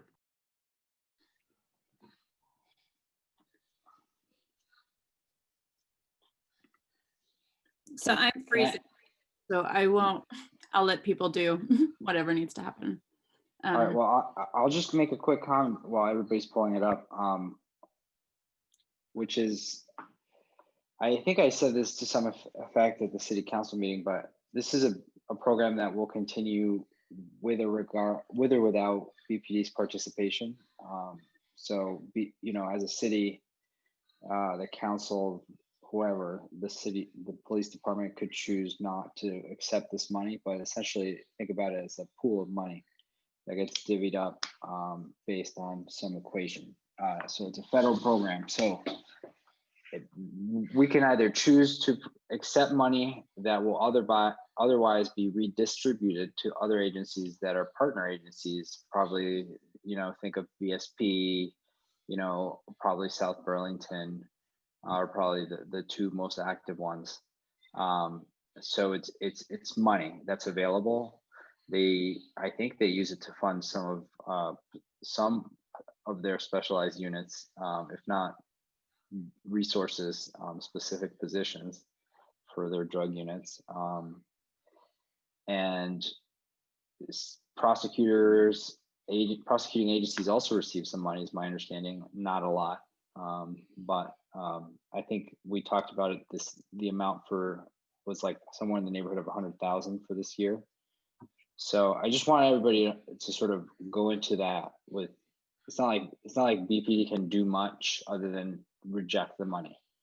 So the question becomes more difficult when it's like, are you going to give up money that is, in other words, the reasons that we're going to object to this program to not accept this money, all that will still be happening. And if you want to make sort of the decision not to receive that money because you don't agree with the principles behind the program, I think that's different than, I think a lot of the debate initially was about whether we have authority or whether we should be doing this, or BPD seizing. I felt like there was like a lot of commentary for things that BPD wasn't doing. To some extent, they deserve some credit for not doing the things they actually can do by law, and choosing instead basically almost exclusively participate in this program as opposed to, and that's a good question for Chief Mura is, outside of the equitable sharing, like, are you guys seizing like a ton of property, post conviction according to Vermont law? I don't think so. Yeah. No. So, that is worth keeping in mind. So technically under the law, they are allowed with a conviction. So, and they don't. In fact, I deal with that a lot. Most of the time I talk to police departments is to give people's property back, actually. When they call me up and they say, we have this, do you need it? And I say, take a picture. No, usually, anyway. All right. So anyway, just wanted to like put some context into it before the debate goes forward. And if I may add to that very briefly, we are going to be using the funds. I'm sorry? Sorry, can we have Audrey do the presentation first? Yes, of course. Go ahead, Audrey. Thanks. So I'll just share my screen of the same document if that's easier for folks. And also I apologize if any of this is now old news, since just from your own general knowledge or whatnot. But basically I'm just going to walk through basically explaining what asset forfeiture is, and then what, like, on its own, and then in addition to equitable sharing and how Vermont at large participates under Vermont law.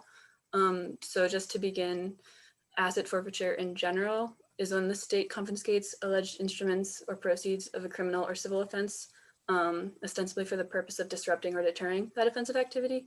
And as others have said, that's also could be returning assets to victims, punishing criminals, which feeds into the deterrence aspect of it, and therefore protecting communities.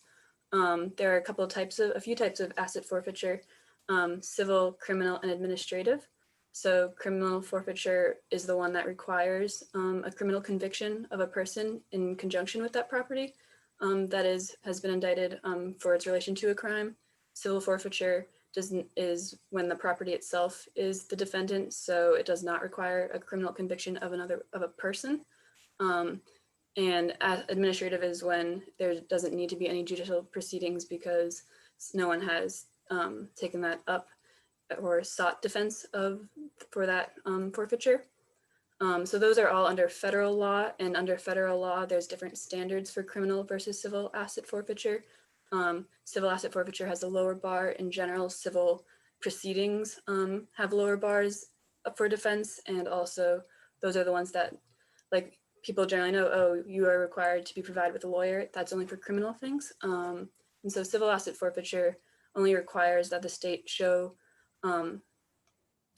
by a preponderance of evidence. So it's pretty likely that the material or the property is related to this crime, whereas criminal asset forfeiture requires beyond a reasonable doubt, and again, connected to the conviction of a person, the indictment of a person. And then so, but under Vermont law, there's really only criminal asset forfeiture. So that, as Chief Murad was saying, does require conviction of a person. It's mostly for drug use, and there's also a statute in Title 13 of the Vermont statutes about animal fighting. Property or materials related to those items can be seized under Vermont law. Let me just, struggling with the whole screen sharing thing. And so under Vermont law, also, it is the governor's criminal justice and substance abuse cabinet that determines where the proceeds go to, or where the proceeds of any asset forfeiture under Vermont law goes to. And those do include the Attorney General's office, Department of Sheriffs and Attorneys, and the local law enforcement agency involved in the seizure. And so those are that's the body that decides which of those folks gets what percentage of the proceeds, the liquidated assets. Under Vermont law, it can be no more than 45% of those proceeds, which is relatively low compared to other states. For example, Massachusetts allows up to 100% of the proceeds. It's also higher than it had been previously in Vermont, which it formerly all went to the Treasury. Though currently any assets seized for drug-related purposes, those must be reported to the Treasury currently.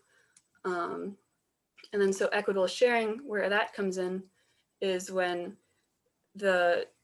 property is seized by a local law enforcement agency or with the help of a local law enforcement agency and then turned over to a federal agency. Therefore the local agency is facilitating the seizure. It's facilitating federal forfeiture. And so therefore they are entitled to an equitable sharing of the proceeds of that forfeiture. And under federal law, the local enforcement agency can receive up to 80% of the liquidated assets, which is something that is used to then skirt state imposed caps wherever those are lower, like in Vermont. And so as I believe Chief Murad already sent you folks, but he let us know that the city of Burlington has received approximately $101,000 from equitable sharing for the past fiscal year, 2019 fiscal year. But over the past 10 years, the average has been approximately $135,000 per year from that program. And so to get an understanding, I just wanted to go back also a bit for like where this comes from. Asset forfeiture in general, as others have spoken earlier in the evening, is rooted in the war on drugs, which has a racially disparate impact. And so that was from the Comprehensive Drug and Abuse Prevention and Control Act of 1970, really implemented that. Equitable sharing was implemented about 14 years later in 1984 with the Comprehensive Crime Control Act. And that's the one that kind of expanded what asset forfeiture can be applied to and created equitable sharing. And in the years immediate, and so the implications that it's had, and I'm focusing mostly now predominantly on criminal forfeiture, because civil forfeiture has its own issues that are less prevalent in Vermont, just because state law only provides for criminal forfeiture, but those are many under civil. But that being said, so the issues and some implications of equitable sharing in general is that, or asset forfeiture in particular, is that it introduces to law enforcement like a profit incentive, is what many of those who oppose would argue and identify as one of the most problematic features of asset forfeiture and equitable sharing, by allowing to skirt state caps kind of exacerbates that, because it can shift like one's incentive, or it can shift priorities of law enforcement agencies to police that which is more lucrative, and nationwide that would be drug-related crimes, which we know, again, incredibly racially disparate in their impact. And so some folks who have studied this have found that, in particular, after equitable sharing was created, on one hand, crime did fall in the areas where equitable sharing allowed for greater return of the proceeds than the state laws had previously allowed in those areas. So crime as a whole fell, but when that was broken down, that was also noted that drug arrests, just arrests, not necessarily convictions, increased by about 35%. And over that same period, other issues such as like roadway fatalities increased as well, which correlatory to just in terms of what it might suggest about where enforcement agencies might direct their resources when given certain profit incentives. And some have also been concerned about what that does for local governments, in particular because under the equitable sharing guidelines, there are certain things that, one, the funds can be used for, and there's also certain things that cannot be expected of these funds, such as they cannot be budgeted for. But that doesn't mean that it's not in the back of anyone's minds when creating budgets.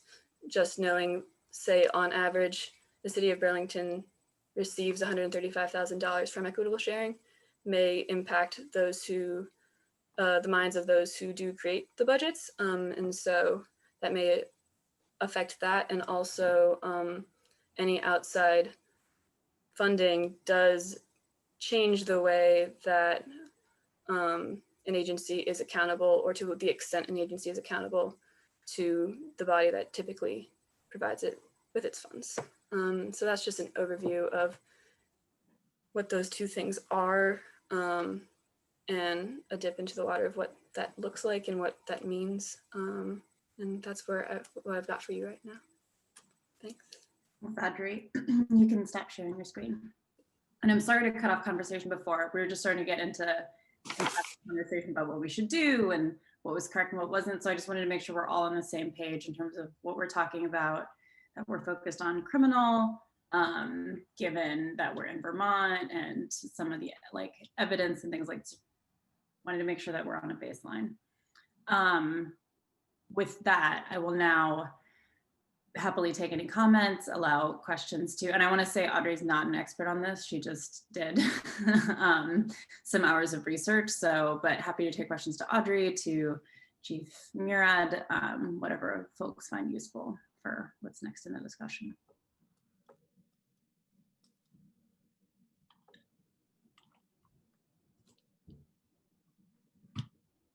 Go ahead, Perry. Quick question.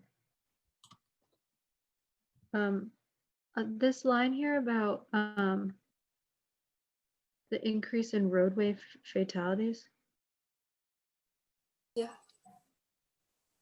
Is that because of pretextual investigatory traffic stops? So like traffic stops that are not based on necessarily like a moving violation or like a public safety hazard, but like, or like, I don't know exactly the technical terms, but like people getting pulled over so that they can basically have like search their car?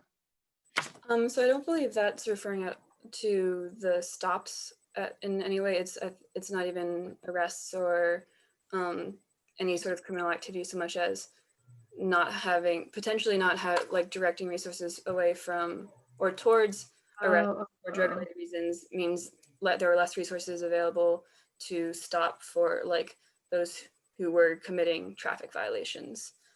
No, such I as understand. under the Okay. influence. So just the way it may affect the way one department operates. Thank you. I was confused. I didn't understand that correctly. Thank you for the clarification. Go ahead, John. So what I was going to say earlier is that one of the things that our member on this task force and that the money from it will be used for is he's going to become the best trained member of that task force on human trafficking issues. He's going to become the state's non-federal liaison for human trafficking issues. That is the most significant issue that we are facing right now. Frankly, human trafficking and narcotics trafficking go hand in hand almost all the time. And it's the way in which, especially narcotics trafficking from folks who don't have a base of operations here are able to create that base of operations through human trafficking. And another issue is that asset forfeiture actually prohibits what's called supplanting. And what that means is that you cannot use your asset forfeiture, your equitable sharing funds, that is, your federal equitable sharing funds cannot be used to supplant your city budget. So they're put into a kitty for special things. Our ERV, for example, was significantly developed using asset forfeiture funds that the department had accumulated. The training that's associated with that, it's initial training, but recurring training, no. And recurring expenses, no. And so you can't structure your budget around your participation in federal equitable sharing.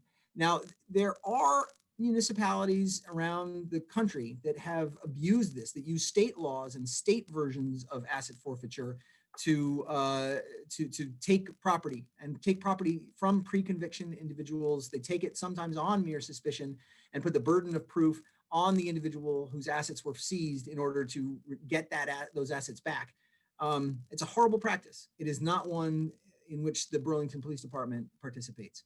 And as Councilmember Paulino pointed out, we don't even do it for state level crimes where it may be legally permissible. It is only through these federal investigations, which again, long-term, not predicated on mere suspicion. They are almost always post-conviction. They take sometimes years to complete, and they have multiple layers of federal review for what gets taken. It has to have a clear nexus to the crime. And then the assets are divvied up according to complex federal rubrics, which put replenishing victims and making restitution to victims first by law.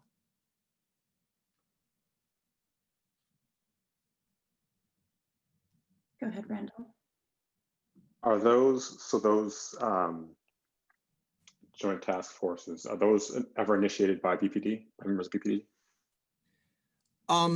Generally, well, we may have a case. I mean, yes, sometimes a case may appear large enough that we would call in federal partners, and the federal partners may say, we'll take this for you. Sometimes we work directly with the state's attorney on issues like that we have, we say, here's a case, and the state's attorney says, well, if the feds do want it, they can, and there's back and forth on a lot of those. But there's also the possibility that our assigned person to the task force absolutely generates casework. That's part of why he's there. Is to use local knowledge and local skills to enhance the federal response for these kinds of issues. So yes, but it's not like we go around making cases with the feds on a regular basis. Insofar as stuff that originates with Burlington, those are going to be Burlington cases. Thank you.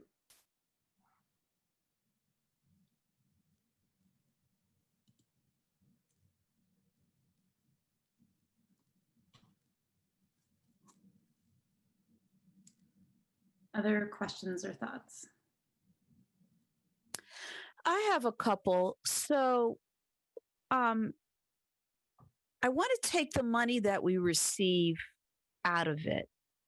I just want to look at the pure principle of the thing. You know, there's the old adage, money is the root of all evil, etc. Are we participating in something that is, quite frankly, morally appropriate. So what we're saying is that what we would currently receive is only from cases where convictions have actually occurred. True? Essentially, I can't, as I said, there may be extreme cases where a conviction is forestalled owing to other kinds of deals that are going on. But yes, it is true and certainly for the cases in which we participate, yes. So we can't say 100% that it's only money from cases where convictions have occurred. Certainly the cases that I'm going to share with you are all cases and are all cases where convictions have occurred. That's why we can talk about them and share them.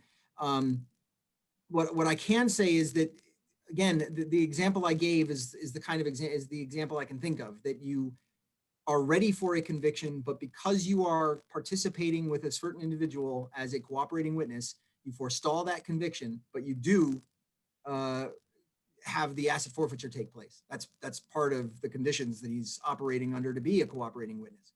But you haven't gotten a conviction yet. But a conviction is going to come, you just haven't done it because he's a cooperating witness. And that does occur.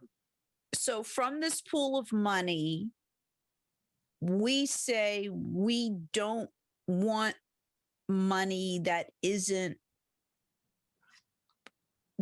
associated with a conviction. However, from that pool, they're still collecting money from cases that might not have had convictions? I'm saying that they don't because I don't want to be false and make a unilateral statement that says it's only after conviction, but the vast, vast, vast majority of them are post-conviction. And the ones that don't involve conviction essentially are prepared for conviction. They're simply doing it because there's going to be, if you put somebody, for example, again, a subject becomes a cooperating witness to go after a larger subject, but that individual's assets are forfeited and that individual knows full well they're forfeited. He hasn't been convicted yet because he's a cooperating witness to go after this larger subject. So because those happen, I can't say to you in full honesty that it is always post-conviction. But certainly the ones that I know of that I have been looking at here are all post-conviction. And what it's definitely not is post-arrest or mere suspicion or taken from somebody because they're pulled over and the officer says, I swear I could smell something, I can smell meth cooking in this car and I'm taking it from you. That is absolutely not what we have. So that's what I can say. What about people who go through trials and then they're found innocent? They get their things back. But that doesn't always happen. What? That they don't get it back? Yeah. They do in this program. You couldn't take those things from a person who has been who has been found not guilty.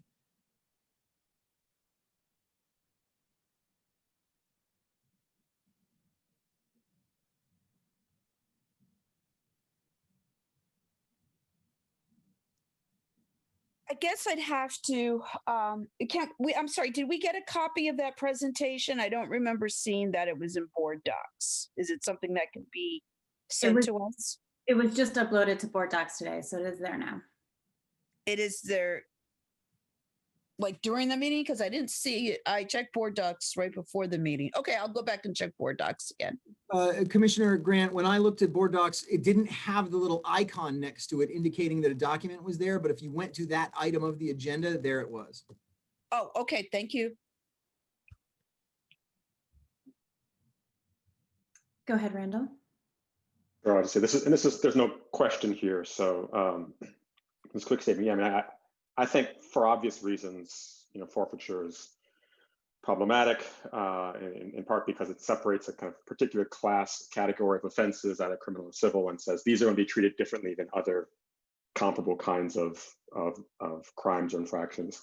And so, I think that's problematic in various ways. I also think that it might be that the proper target for limiting the effect of forfeiture is going to be at the state level. And so, it seems to me as though we have limited capacity in the city of Burlington to affect how federal partnerships happen with police in the state of Vermont. Obviously, we can handle to some extent what happens with Burlington PD, but it seems to me as though a proper kind of target of looking at to address the problems with forfeiture more broadly are perhaps at the state level rather than at the city level.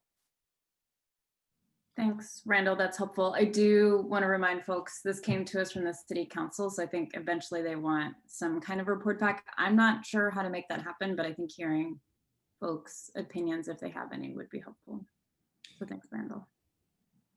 If I may make a point about civil asset forfeiture, the victims of Bernie Madoff don't get their money back unless you have civil asset forfeiture. That's what you do for a Bernie Madoff, is you take the mansions that he accumulated, you take the apartments that he got, and you figure out through long forensic accounting who gets what from it and how much they get. And none of them come out whole, but it goes back to them. And if there's anything left over, then those forensic accountants and the law enforcement agencies that took part in that, including the local law enforcement agency that maybe had to go out and look at the mansion to make sure it was actually there, and then go back and talk to the federal partners based in New York City that, yes, that is, maybe they get a piece of whatever's left. In a case like that, there probably wasn't a lot left over because there were so many victims and there was so much money missing and so much of it was ethereal, didn't ever exist. So nobody was going to get their money back. But any kind of restitution in a case like that is because of asset forfeiture. That's a civil version. With regard to narcotics trafficking, we do have victims. We have victims of these people. As I've said before, they are the victimizers, and their victims often deserve compensation and restitution. And when that can be delivered, it is the priority by law of the program to do that first.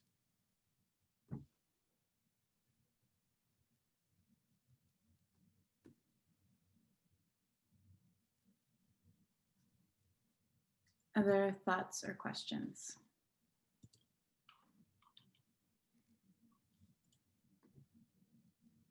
Go ahead, Perry.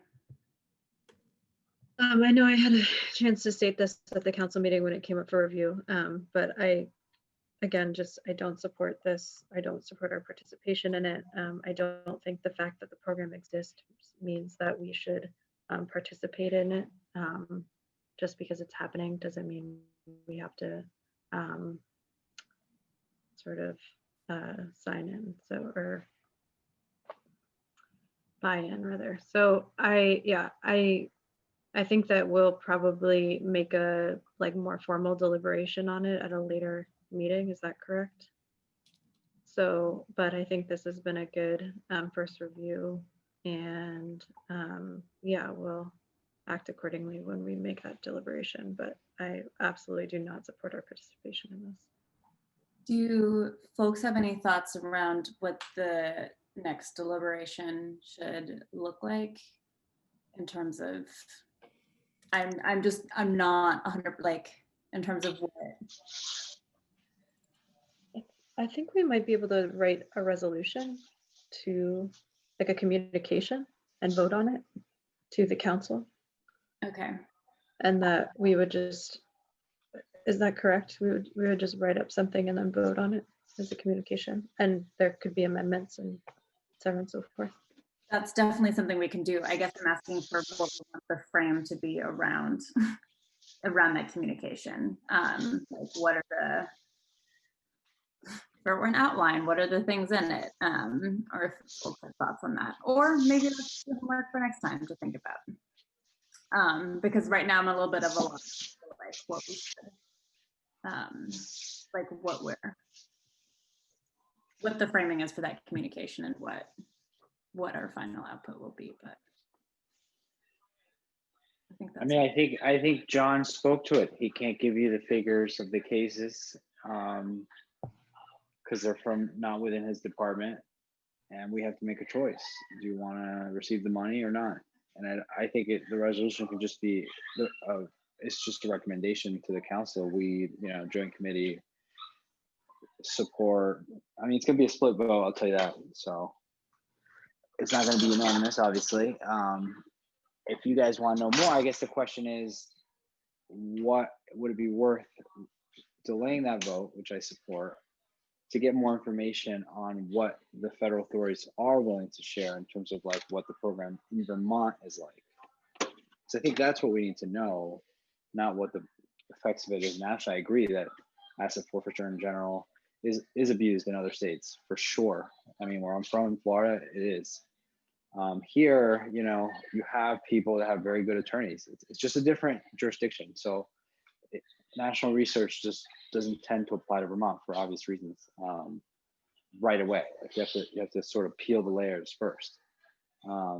So I guess, is that a question for, I'll ask John. John, if we reset it like one more time, do you think somebody from the feds could present or give us a little bit more info just on the program? Or, I mean, there's got to be somebody that runs it, right? Like a non-prosecutor admin type.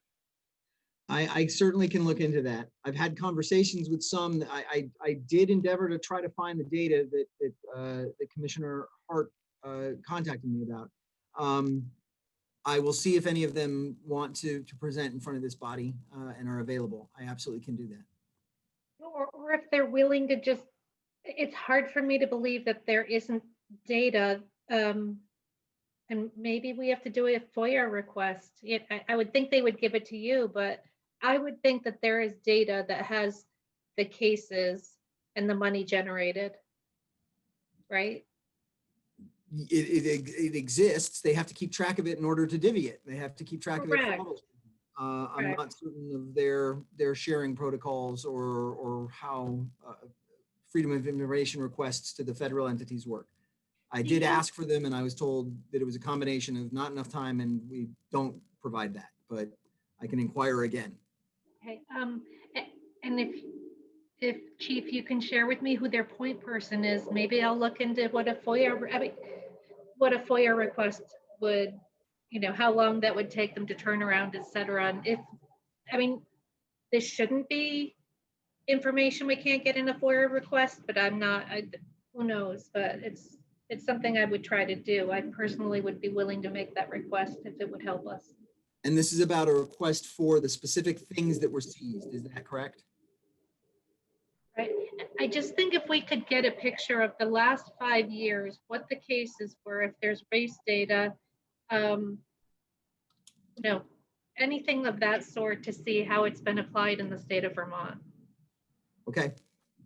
That I think people are interested in just what kind of charge in the stack and whether there was a conviction in each of the cases, and just to confirm that on the federal level. Obviously, Vermont requires that, but. Go ahead, Randall. I guess I'm also not, and I apologize if this was already discussed, I'm not sure exactly what the scope of the action is that's being debated. So, and I guess this is a question also, John, for you. So if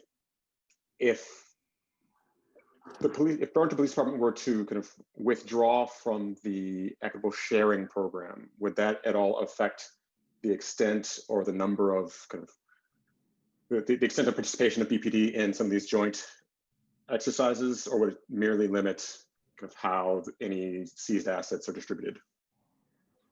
It would certainly, I mean, if we didn't participate in the equitable sharing, then that would change how the assets were equitably shared. They'd be shared among Essex officers and South Burlington police officers and DSP officers. Right, but would essentially, would BPD resources no longer be assigned to some of these task force of policing exercises, or would the kind of actions by all BPD members be the same as before? Our work with these task forces has resulted in breaking key investigations that are unrelated to task force issues.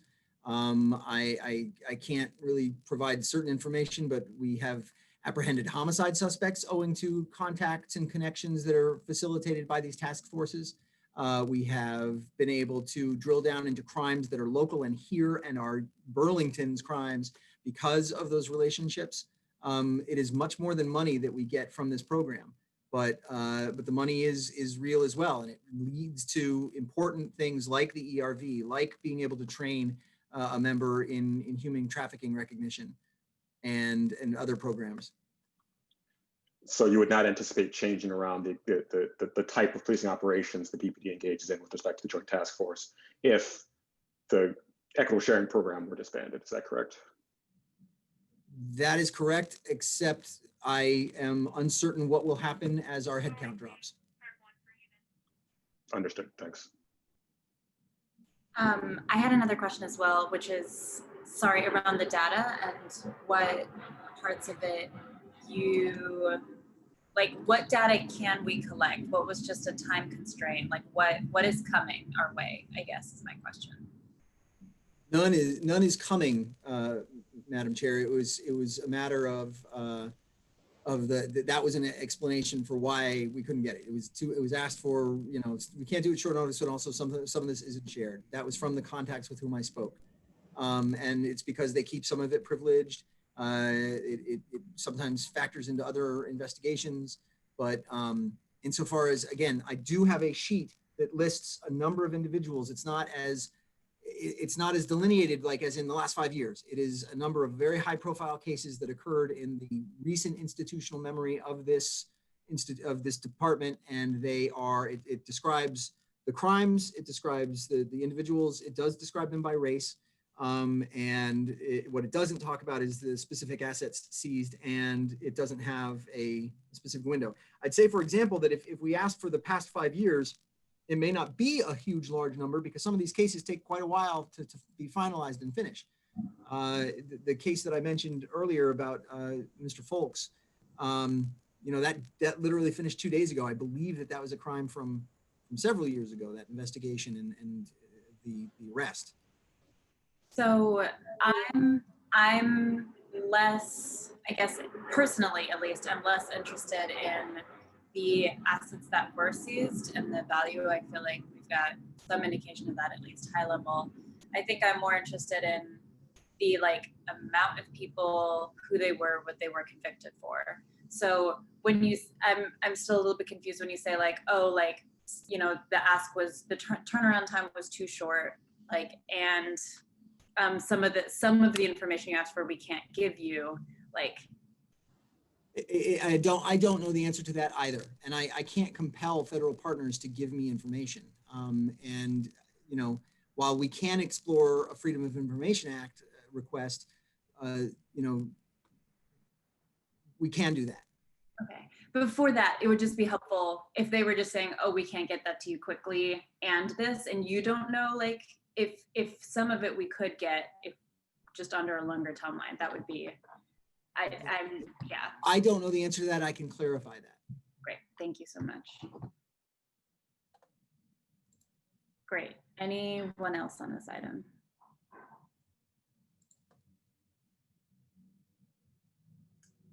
Great. That was our last item, or at least potential action item. The next meeting agenda item, yeah, I'm going to give folks a few minutes to throw things out. I will say Franklin wrote me and asked that I set up another poll because Thursdays are generally tough for him. So I want to make sure that we're checking back in on what day works for people. So we won't set a date for the next meeting yet. I'll send out another doodle poll to decide that. But if folks have things that they would like to see on the agenda, feel free to let me know now or later. I think it's worth, somebody brought this up. I think it's worth inviting a new place or I think a new place is pretty much it, maybe COTS, to talk about, or a third party would be, I don't know who the person is in charge of the program where transient people are being housed in hotels, but I think the plan for the winter is I think a public safety concern for many. And what is the plan for the winter this year during COVID, and how is it different? And I think, I don't know, maybe it might be outside the scope, but terms of public safety, I don't know. I just felt like it does relate to what the police department's, how their response is going to be this winter. So anyway, sorry. I just thought about it, so I want to share it. No, that's okay. My question for other folks on that is, would that be most useful to, I guess, delaying it as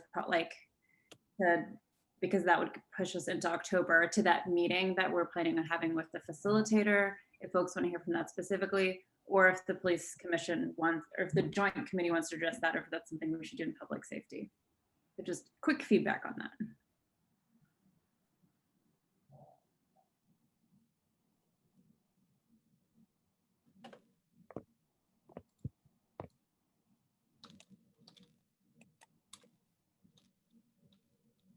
Do folks want to hear from a new place in COTS is the question. I thought that Counselor Pine and Liz Curry, are they still involved with that? I thought that they were helping with folks who don't have homes and in the COVID situation, but it was a long time ago, so I could be mistaken. But I just worry about mission spread, and are we, or is this beyond what we're charged with? I mean, we have a pretty specific, you know, we're taking our direction from city council, but this isn't really something, I'm not afraid of this topic, but we have pretty clear directives that we're addressing. Go ahead, Randall. Yeah, no, just to follow up on that, it makes sense to me that each of our separate groups might want to hear from them, but it makes less sense to me that this joint group would want to hear from them unless it kind of ties directly into the questions of how kind of the public safety infrastructure is being revisioned. Okay. And so I can easily imagine it tying into that, but I want the proposal to be very specific about how it's contributing to that particular task of revisioning kind of the public health structure, rather than just an item of interest to each of our separate groups or subcommittees. I second that, and as soon as I spoke, I immediately thought, like, we want to hear from the same group for their thoughts and their views and their experience, their quote unquote lived experience as professionals in systemic racism. So I think that really is what this committee should hear from them about. I mean, what came to my mind was this concern about winter, but we should hear from them about, especially a new place, a very interesting organization, because they're growing. And they're changing what they do. You know, they took over the low barrier shelter last season. So they're just very unique position to give us a perspective. Yeah, and ultimately, I would like to hear from all the groups, even though they were named specifically by name in the RFP, as kind of, as organizations that facilitators should be comfortable working with or reaching out to. So I'd like to hear from all of them in a new place. And Spectrum were both mentioned in there. Great, that's helpful. Great, so again, folks, feel free to email me with any things that you want to see on the agenda. I'll send out a poll for our next meeting to close that out. It looks like Perry dropped off, so if somebody could promote her to panelist again.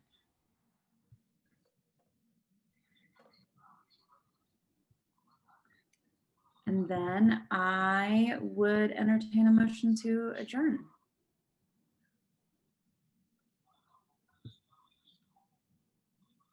I move that we adjourn. Great, moved by Councillor Harp, seconded by Commissioner Harp, seconded by Commissioner Hart. Any discussion? All those in favor, please say aye. Aye. Aye. All those opposed? Aye. Sorry, Franklin, was that opposed or was that? That was an aye, it was a delayed aye. Okay, great. So that passes unanimously. Great, and we're adjourned with next meeting TBD at 7:56 p.m. Great. Thank you so much, everyone, for joining. Thank you. Good night. Yeah.